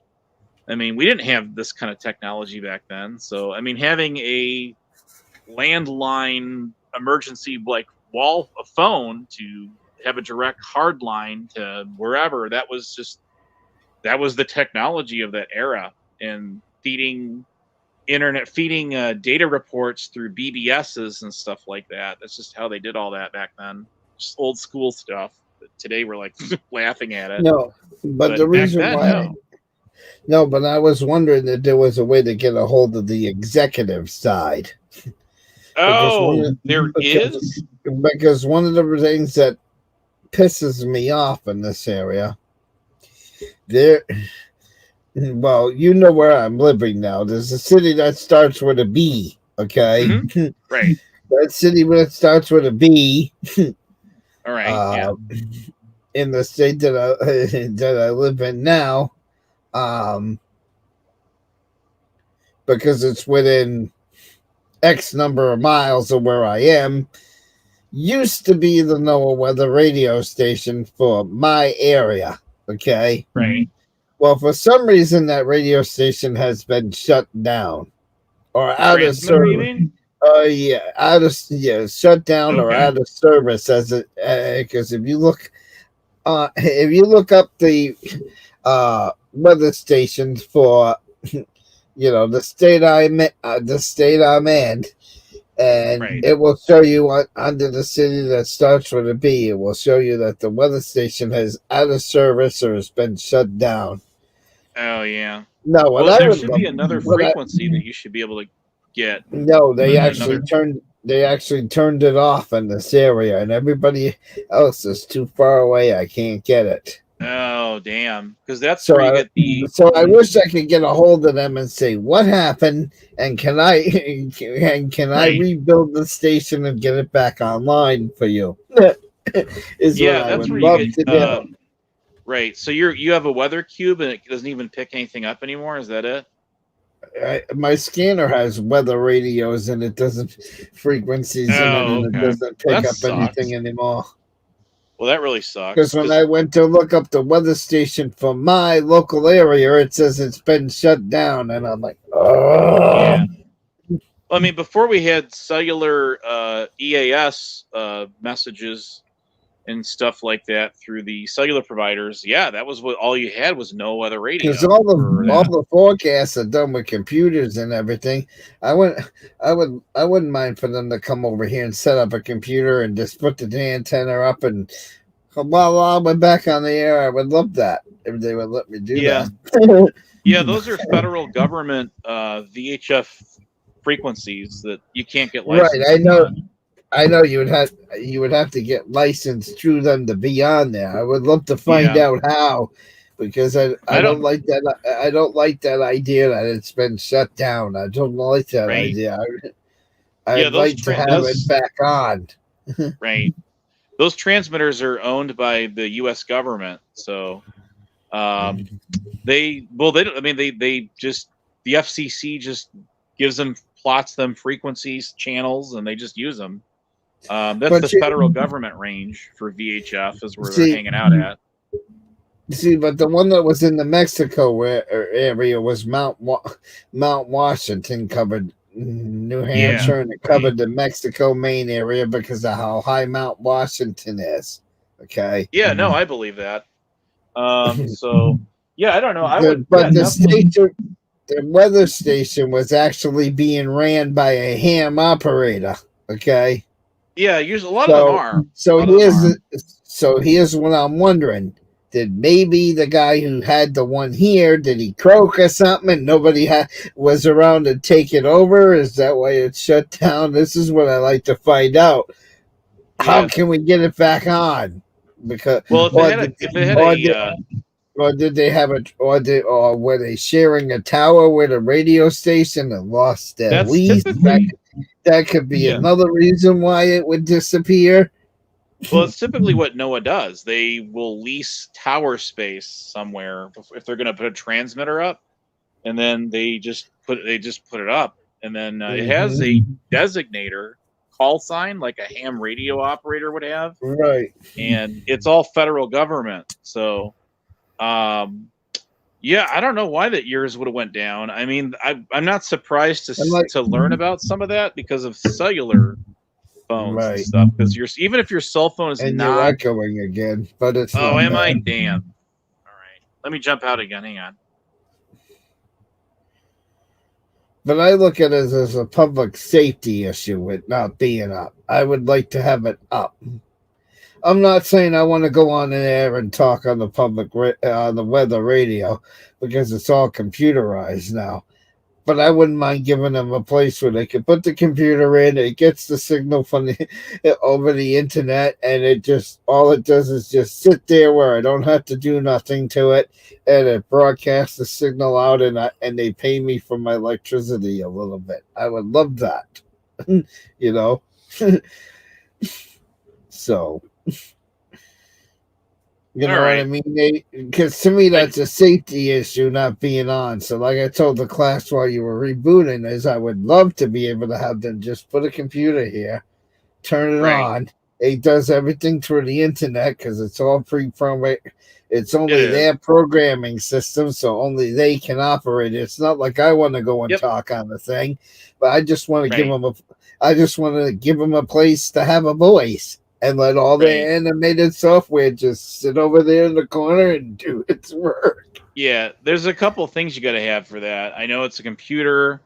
This is all federal government only stuff, though. But I mean, where like broadcasters get it. There's a programmable console, and it's something 4,000. The last I knew what it was, and what it is something that it taps you into the emergency alert system.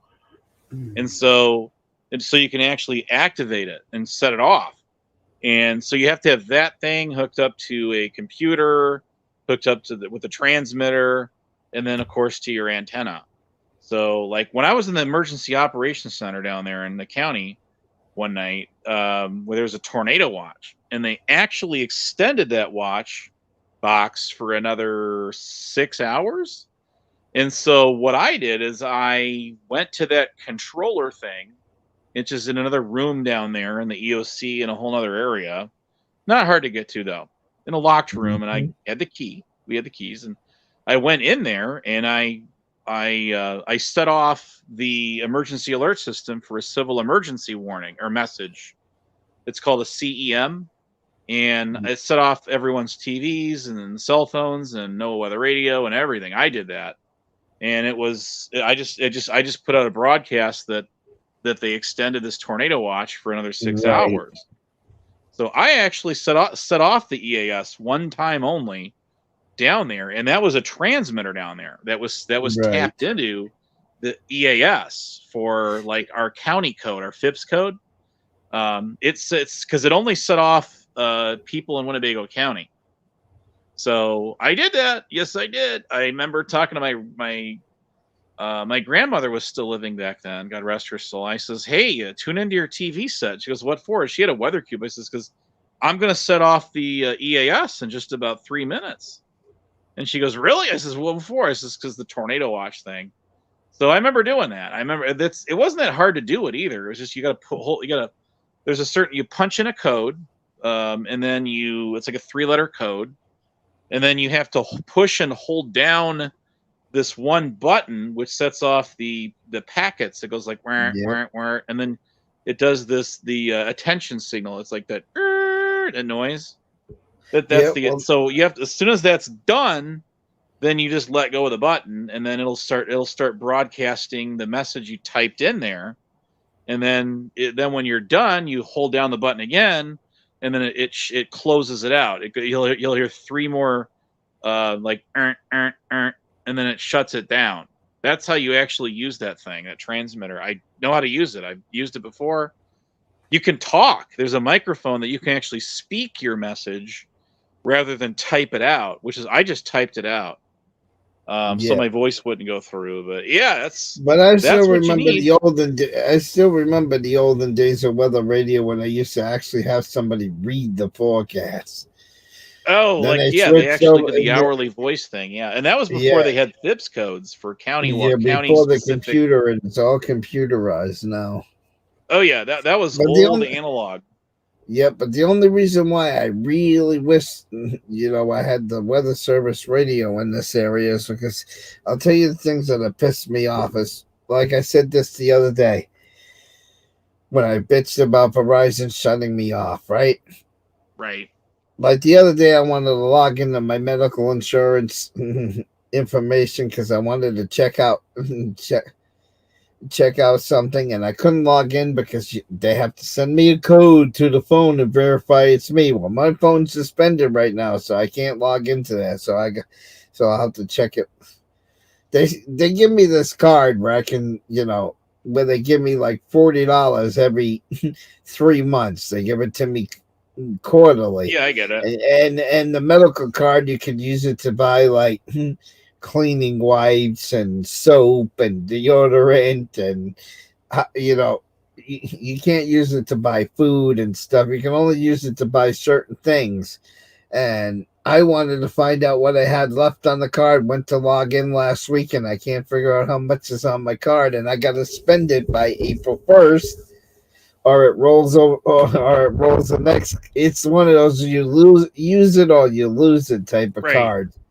Right, so I get it. All this shit of you always have to have a phone to log into something. You always need this with a phone, that with a phone, and how many Google accounts did me and you lose because I happen to have things linked with a phone and everything. So my point is, we got so dependent on the phone that WeatherBug, which to me was one of the best weather apps out there. I remember WeatherBug. Oh my god! They made it where you can put it on a phone now only. Right. So now I have to use a fucking Android simulator on my desktop so I can run WeatherBug. And if I don't have it turned on or forget to turn it on, then guess what? I don't get my weather warnings for that day. Okay. Right. There's also GR level 3. I'm always on my computer more than I'm on my phone. So a warning alert will go off on my phone, and 90% of the time I don't see it. Then the Weather Channel used to have an app that you could download on your computer.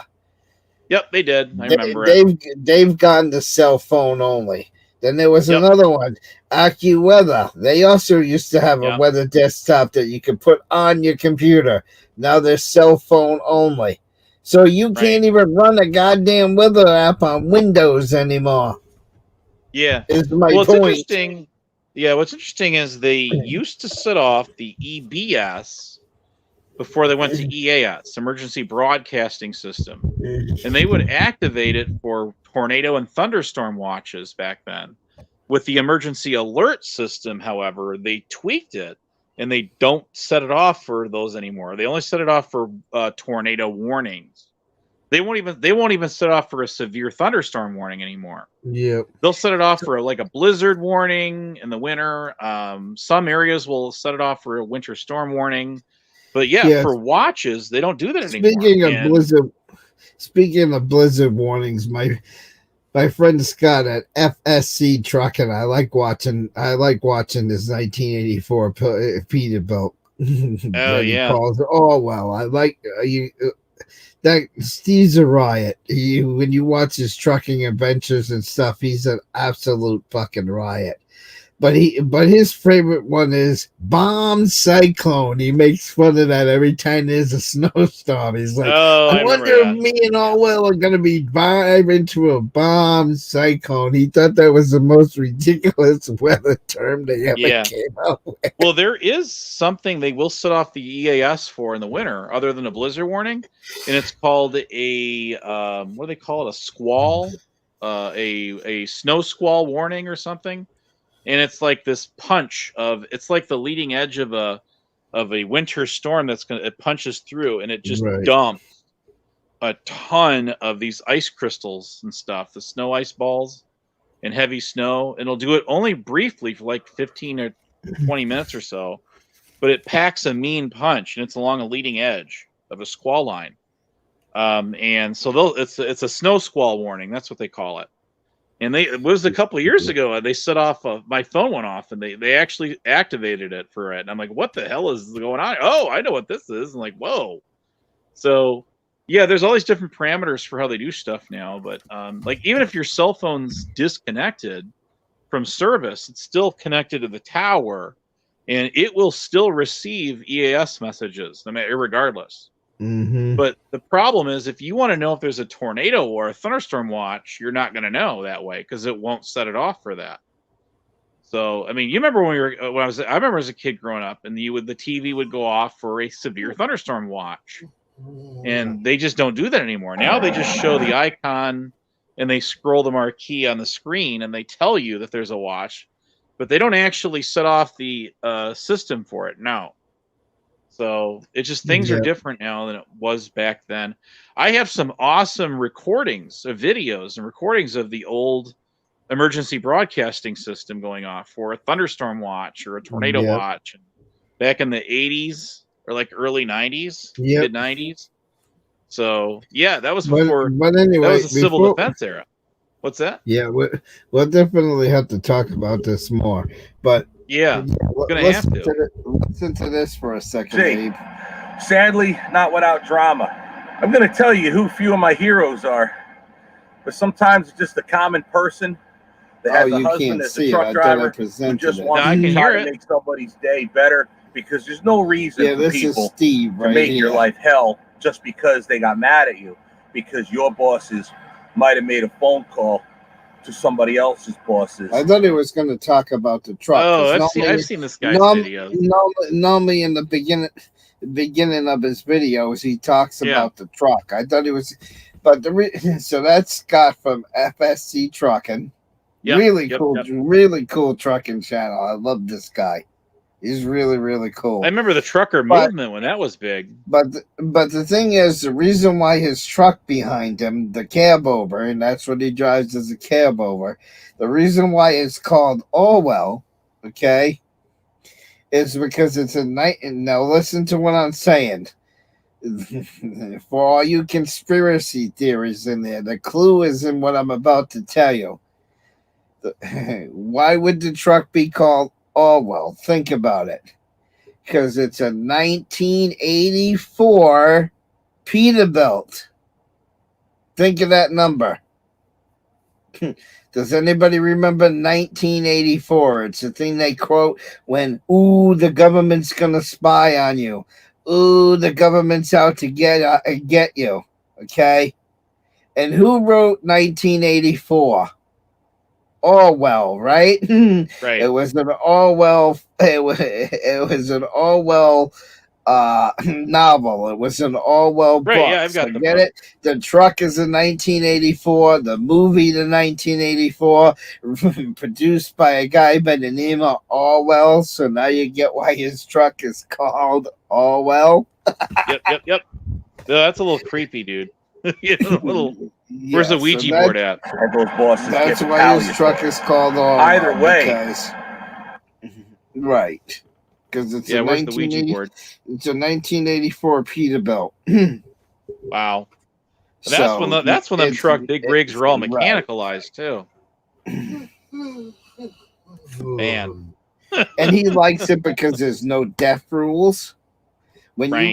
When you run an older truck, you only have to abide by the rules and regulations that were out that year.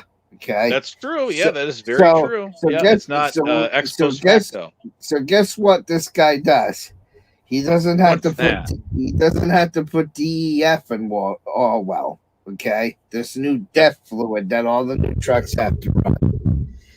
All the newer trucks you have to do the electronic logs. Orwell is so old they didn't have electronic logs back then. So he's still allowed to do paper because he's driving a truck that predates when they made the electronic log books. Okay. Mm-hmm. So he doesn't have to do that. Wow. By the way, Paul was talking about something. Go ahead. It still has the original seatbelts in it. He's gotten pulled over in this thing because the cop will go by and not see the shoulder strap and be like, "You're not wearing the seatbelt." And he's like, "Dude, it's 1984," and the cop would be like, "Sorry, didn't know." Oh, so yeah, no, that's crazy shit. Yeah, Paul's talking about the LA riots, I believe. I'm assuming, right? Get there. And all the newer trucks, they have to have governors on them, and they have so many nanny features. I mean, they supervise you and watch your every move and report everything. He doesn't have any of that at all. Well, right, that's all GPS integrated technology. Yep. So that's why he computer. And Wardwell's He's the second owner of Orwell, and yes, the truck has had 3 motors in its lifetime. It's on its 3rd motor. Damn. That's crazy. So it's on its 3rd engine. But yeah, right. All that bullshit that Vern has to go through right now as a new truck driver, half of the shit that Vern has to do, after the shit that Nemesis has to do as a truck driver, he don't have to because the truck is that fucking old. Yeah, buddy. Yeah, Noah is using microwave transmitters. They've been using them for a while now. And the low band VHF stuff's kind of a dying breed. I know we had 47.420, which was IEMA, Illinois Emergency Management Agency, and 47.5 for Winnebago County Sheriff's ESDA, which is Emergency Services and Disaster Agency. Those were 2 of the low band VHF frequencies that we used. And they were simplex. They were not repeater.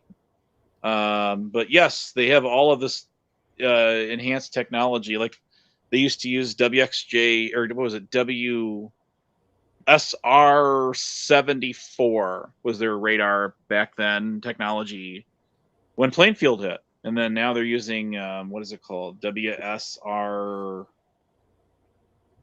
I forget. I'm tired. 88. I think it's 88R or something. R Romeo.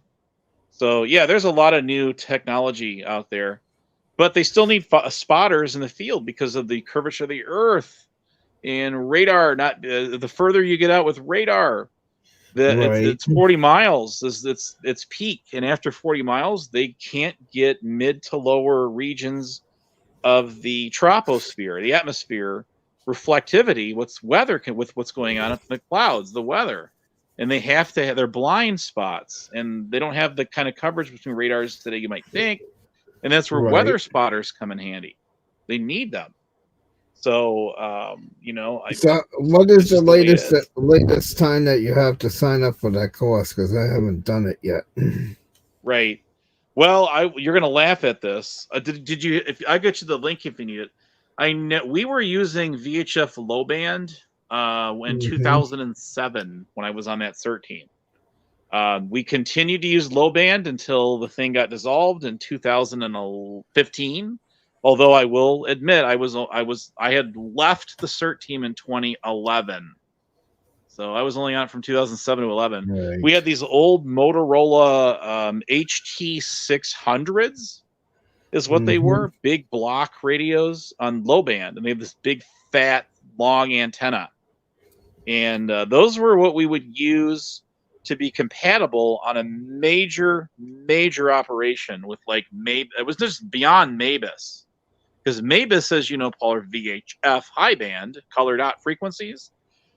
So we would, if there was a major like a terrorist attack or some major disaster, whether it was man-made or technological, and we were working with IEMA and stuff like that, the state agencies, we would grab those HT600s and we would use them so we could talk on the 47.450 or the 47.500 if we needed that.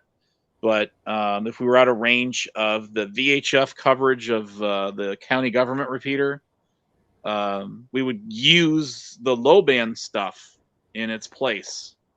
So that was prior to MABIS color dot VHF frequencies that we were using. So here's Booty Wart now.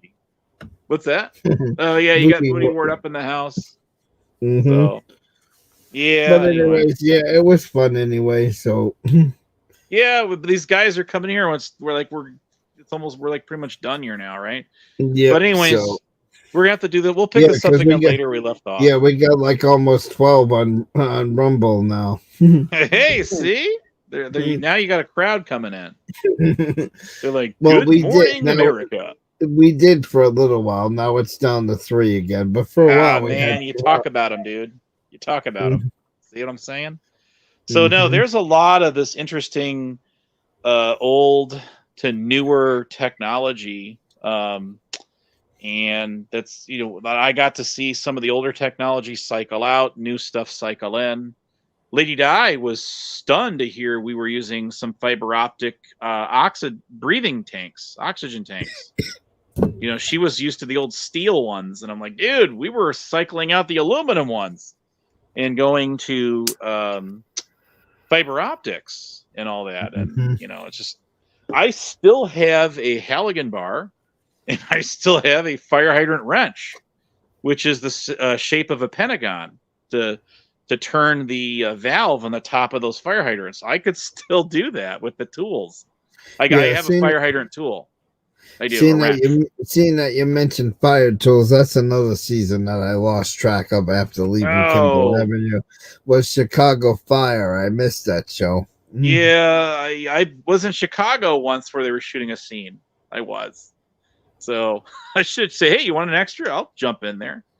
But yeah, I've still got a couple tools. I've got an elevator hoistway key set. No, what would have been, you know what would have made a good Chicago Fire episode? And I used to say this when me and Joe Cool were friends, right? Yeah. Have the Chicago or on Chicago PD. Could either be both on Chicago, because sometimes they mix the two shows together. Yep. But have a police scene where there's like a fire or something, and there's all kinds of squad cars and everything else, and then Joe Cool shows up with a camera and is like playing his real self as an auditor. That would have been so cool.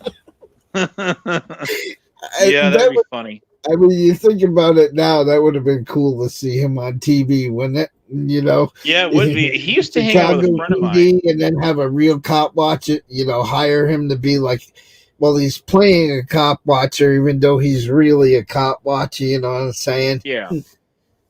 Oh, yeah. No, he hung out with a friend of mine that passed away. Played the whole YouTube angle a little bit. That probably would have made a good fucking episode. Too bad I probably would have, right? I'm guessing. Yeah, if you remember Disorderly Product News, that's the Joe. His name is Joe too, but he died from complications from diabetes back in October 2022, and he was only 34. Or no, I'm sorry, was he 43 years old? So he wasn't that old. It was sad. It was kind of sad to see that. And he had a big YouTube channel with 150 or so thousand subs, and he's the dude that used to go out with Joe Cool. And I knew him. He was a friend of mine. Yep. So, I'll actually say booty what. A lot of times we don't agree, but I can agree with you on this one. Right? So I've done that. You remember Second City TV came from Chicago. It did. So, you know, you got John Candy and Steve Martin, a lot of those old SNL actors and stuff. But like, and like the time I went to Texas, you know, to go to the Texas thing, I don't remember if I went through there going down, because I don't remember. It took me. They never take you back the same way twice on a GPS. Why, I don't know, but I don't remember going through Nashville when I went to Texas. But on the way home, coming from Texas, on the way home, I went through Nashville, and I was also freaking out a little bit. I'll give you that quick story in a second. I'm guessing you probably. But anyway, on the way home, it took me through Tennessee, and if I would have had more money and enough, you know, gas, where I could actually stayed in Tennessee, I would have liked to have gone to the famous Beetle Street. That would be awesome, dude. Or whatever they would, because they have the old blues club that was owned by B.B. King down there. Right. The old Sun Records is on that strip. There's all kinds of, there's musicians playing in every fucking club. That would be awesome. I would love to go down there just once. Another place I wouldn't mind going to is Bourbon Street in fucking Louisiana. Not Louisiana. New Orleans. Right. Yeah, I wouldn't mind going there one time either. Not during Mardi Gras, I think, because to me, I can't handle crowds with a lot of people. I can't. Right. Too many people make me freak out. I don't think I can handle a Mardi Gras, but I wouldn't mind going through there on the non-Mardi Gras. That would be cool. That place out. But it's rebuilt since Hurricane Katrina and all that. Mm-hmm. But the Ninth Ward and all that area down there. So he talks about the blues places in Chicago. Those are a couple of the music venues I would have liked to have seen just once. I would like to see that. I would like to you walk been there, done that. I had been there, done that. I would like to walk into the original Sun Records that one time had Elvis Presley and actually be in the building. I would love that. I'd love to go that would be cool. Bourbon Street in New Orleans. I would just fucking die to be able to go to those places just once. That would be awesome. Have you ever been to Chicago? Yes. Yeah, I thought you had.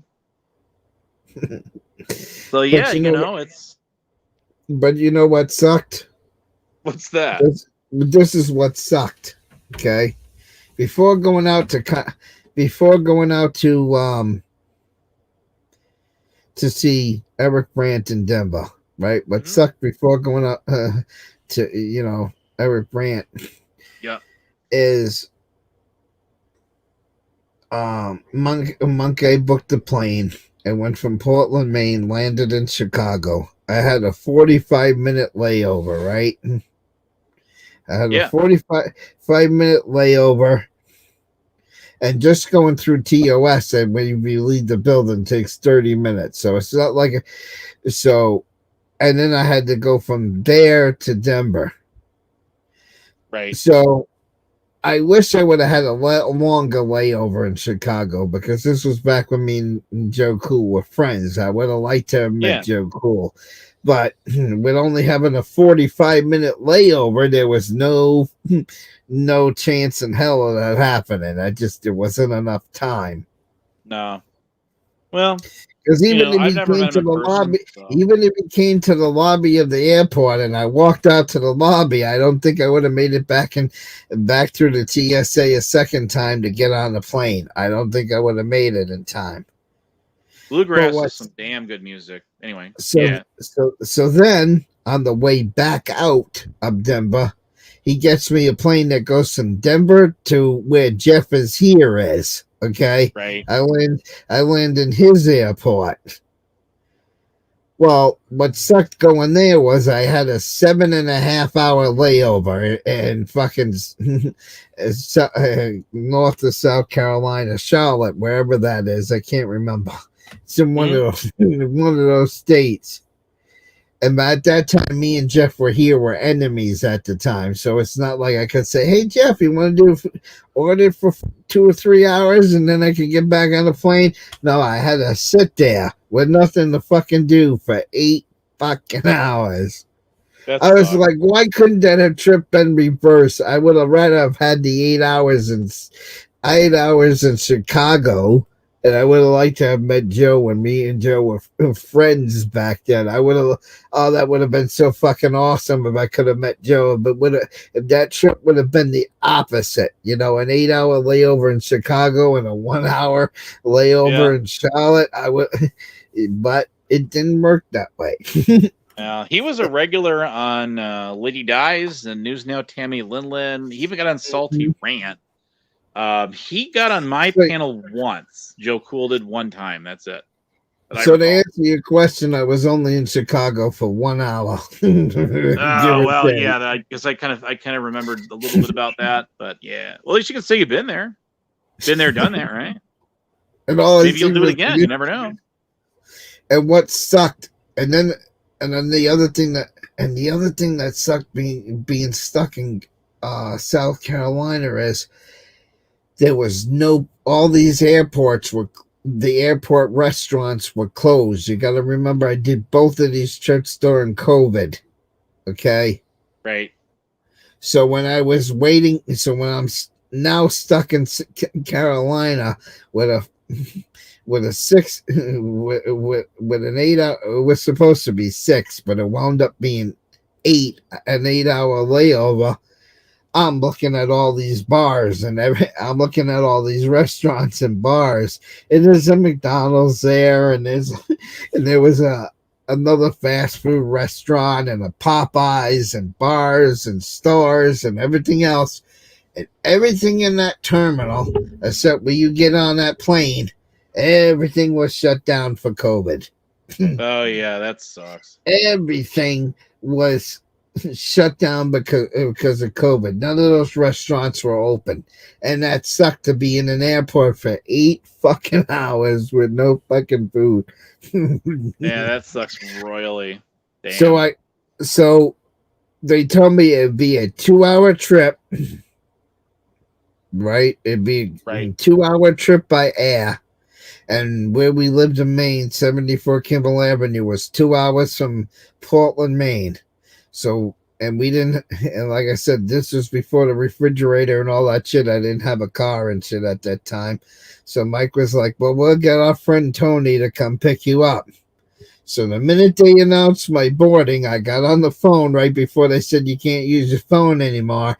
And I said, Mike, we're getting on the plane now. It's going to be a 2.5 hour ride, and Portland, Maine is about a 2 to 2.5 hour ride from Mexico, Maine. And I said, when you get to Portland, you need to go to Burger King and you need to bring me rodeo burgers. Okay. So I came out of the airport in Portland, Maine, and I ate like 6 rodeo burgers in under 4 fucking minutes because I was that. Mike's like, did you even taste them? I was just not really. I inhaled them. I inhaled those fucking things because I was starving so bad when I got home. Hell yeah, man! That's what I'm talking about. And that was the part that sucked, is you couldn't get food nowhere. They weren't serving meals on the planes. You know, they give you these little snack packs on the airplane. You know, a package with like 2 cookies in it and some peanuts. Yeah, no, that's and all the bottled water you wanted, and I was like, no, I need to eat. I mean, I could imagine that video going viral. If I would have recorded that, me inhaling like 6 fucking rodeo burgers, getting off the plane, that the trolls would have had a fucking field day with that. But oh man, I was so hungry by the time I got. Oh, don't forget airplane pretzels. Yum yum yum. See, what pissed Janet off is because she didn't know. Janet didn't realize how Monkey booked the flight. He bought it where I arrived in. I left on the Friday. I got in Denver about 2:00 in the morning. No, I left on the Thursday. I got there about 2:00 in the morning on the Friday. Okay.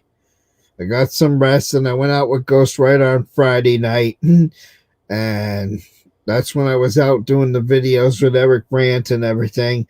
And then I did some things on Saturday afternoon, and then Janet's like, you're going to need a rest if you're going to get up early in the morning and help me with Janet's kitchen. So I didn't do the full night of partying Saturday.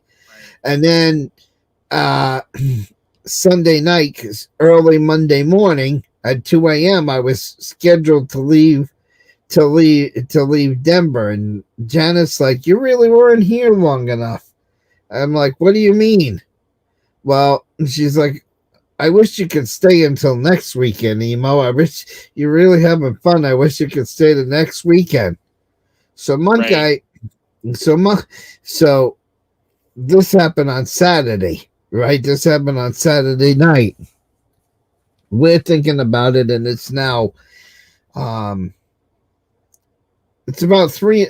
No, it was early Sunday morning because we got up like 3:00 in the morning to get the meal ready for the community meal. And she's like, "Yeah, I wish you could." So around 9:00, she hits me with it in the morning. She says, "I wish you could stay another week."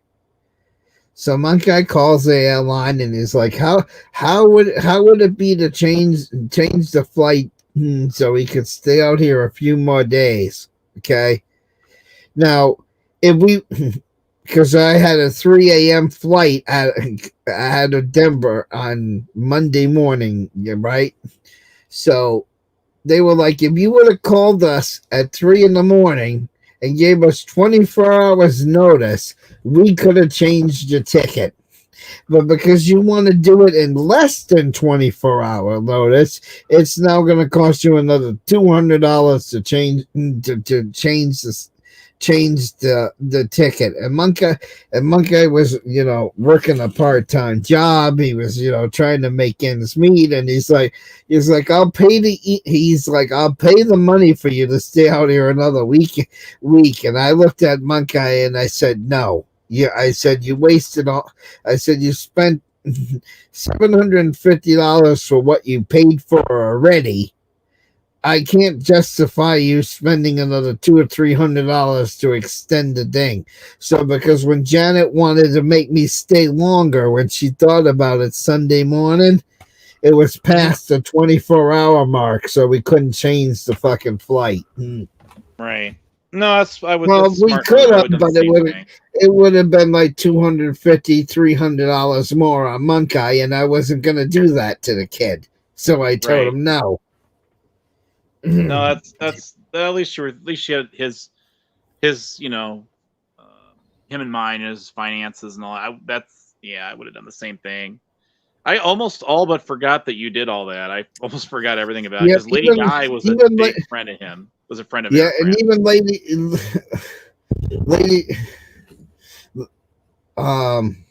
we didn't really show it on cam, but me and Eric did get pizza we did get pizza on the Friday night because she's like, because Lady Di's like, on the morning I was leaving, she sends me like $150 through PayPal. And I'm like, Lady Di, what is this for? And this wasn't a loan or anything. She's like, I want you to, when you get to Denver, Colorado, I want you to buy the boys pizza, and I want I want you guys to have a meal, which we did that. And she's like, whatever's left over, just spend on yourself. So, yeah, that was before the loan happened. She actually gave me $150 to go out there with because she knew I had no money. She's like, you're gonna need money to spend so you can buy something while you're out there. Yeah, no, that was nice of her to do. So that's when she used to tip. That's when she used to tip people to just be nice. You know what I'm saying? I remember a lot of that. And I'm not saying the loan wasn't done either just to be nice because she was helping me out. I still would give anything. I still would give anything to pay that back. But I get it. I just couldn't see making. I don't know, but I just couldn't see making Monkey spend the money. And then the other thing was, the friend that was giving me the ride to the airport, he was going on vacation the following weekend, which would have meant I would have had nobody to pick me up from the airport once I got to Maine. So that was the other reason why I told Monkey, no, we can't move the flight.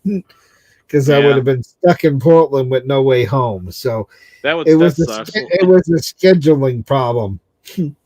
Well, if you'd have been stuck there, I would have said, do you know who Portland Andy is? He's got a big YouTube channel. I would say, hey, I'm going to go meet this dude.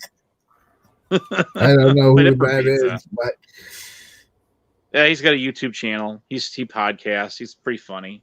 He restreams like police radio, kind of like Smoke and Scan, if you ever heard of him. That dude, he's out in LA somewhere in California. But that's where all the high-speed chases go down, and they record them all, And the other thing... I would know about that one, I'm sure. Yeah, the other thing that scared me to death, the other thing that absolutely scared me to death was the last time I was on a plane before taking this trip, I was 5 years old, guys. I was actually 5 years old prior to going to that on that trip. So... I was a nervous wreck. So what did they give me what did they give me on the first plane? A fucking window seat, Dave. On the plane from Maine to Chicago had a fucking window seat. This plane from Chicago to Denver had a window seat. Okay. Now, the two planes coming back didn't have window seats, okay? So the whole time going out, I'm a nervous wreck. Now on the way coming home, when I want to look out the window and I'm not scared because I've been on two planes within a couple of days of each other, I'm like, now I got the balls to look out the window. Then they give me the fucking plane that doesn't have no fucking window. Dude, it's Murphy's Law, I'm telling you. Anyway.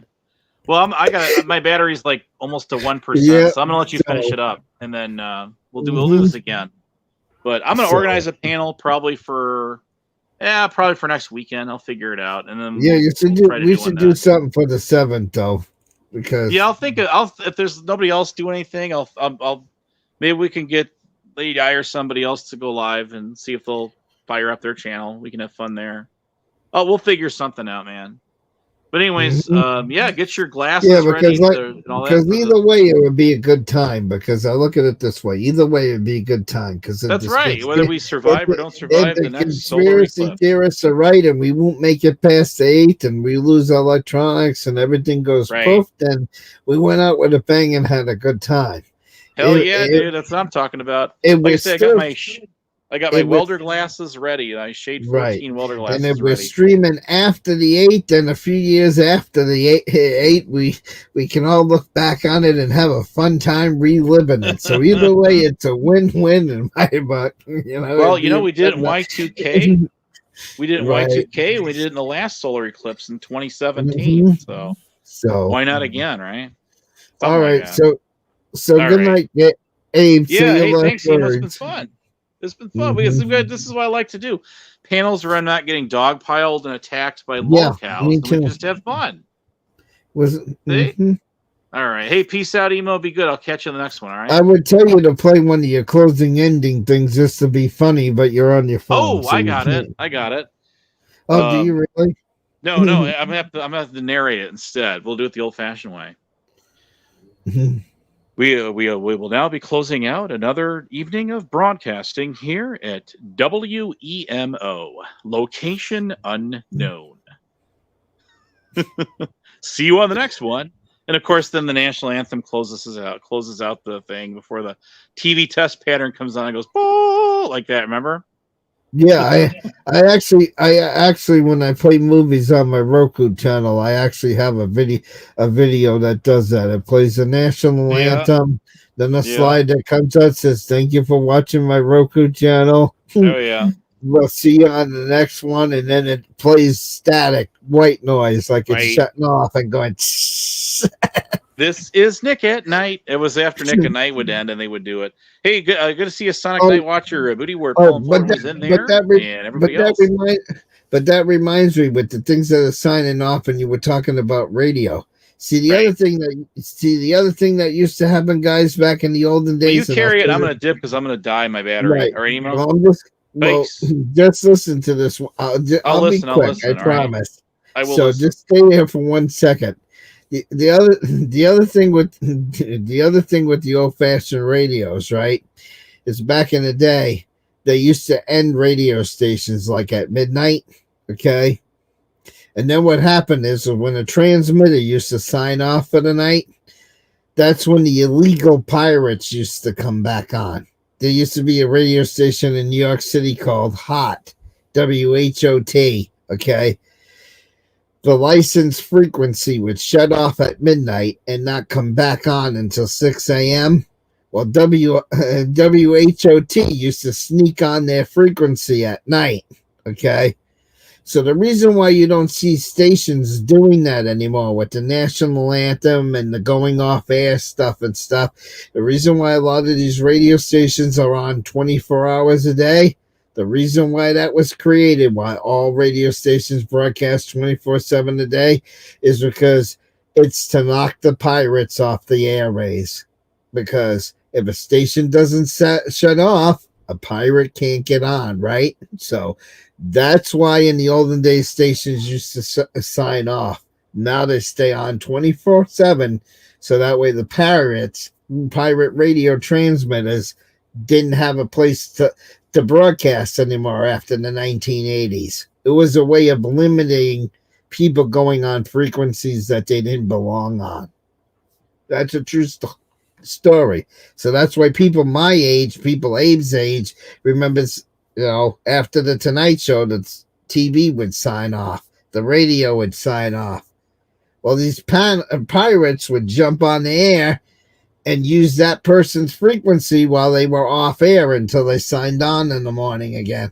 Well, to curtail that, they said, we're going to allow all the radio stations to stay on 24 hours a day. And that was deliberately done to stop pirate radio. So now you know. Just a little thing about broadcasting. Because me and Abe are into the fucking broadcasting stuff. You know what I'm saying? So, yeah. But there used to be two guys in New York that every time an AM radio station shut down at midnight, they would go on with their pirate shit and they would broadcast on the frequency from midnight to 6 a.m. And then right before 6 a.m., they would get off and then the real radio station would power up and come back on again. So you can't do that no more. That's how they stopped all these pirates from, getting on the air. When they made all the, now it's in the license. You have to, when every radio station that's out there now has to broadcast 24 hours a day. Just so the pirates can't go on. True story, true fact. All right, good night, Abe. Thanks for coming. Everybody, you be well. Till next time, stay safe. And as I always say, sometimes at the end of my radio show, show's over, monkey's dead. See ya.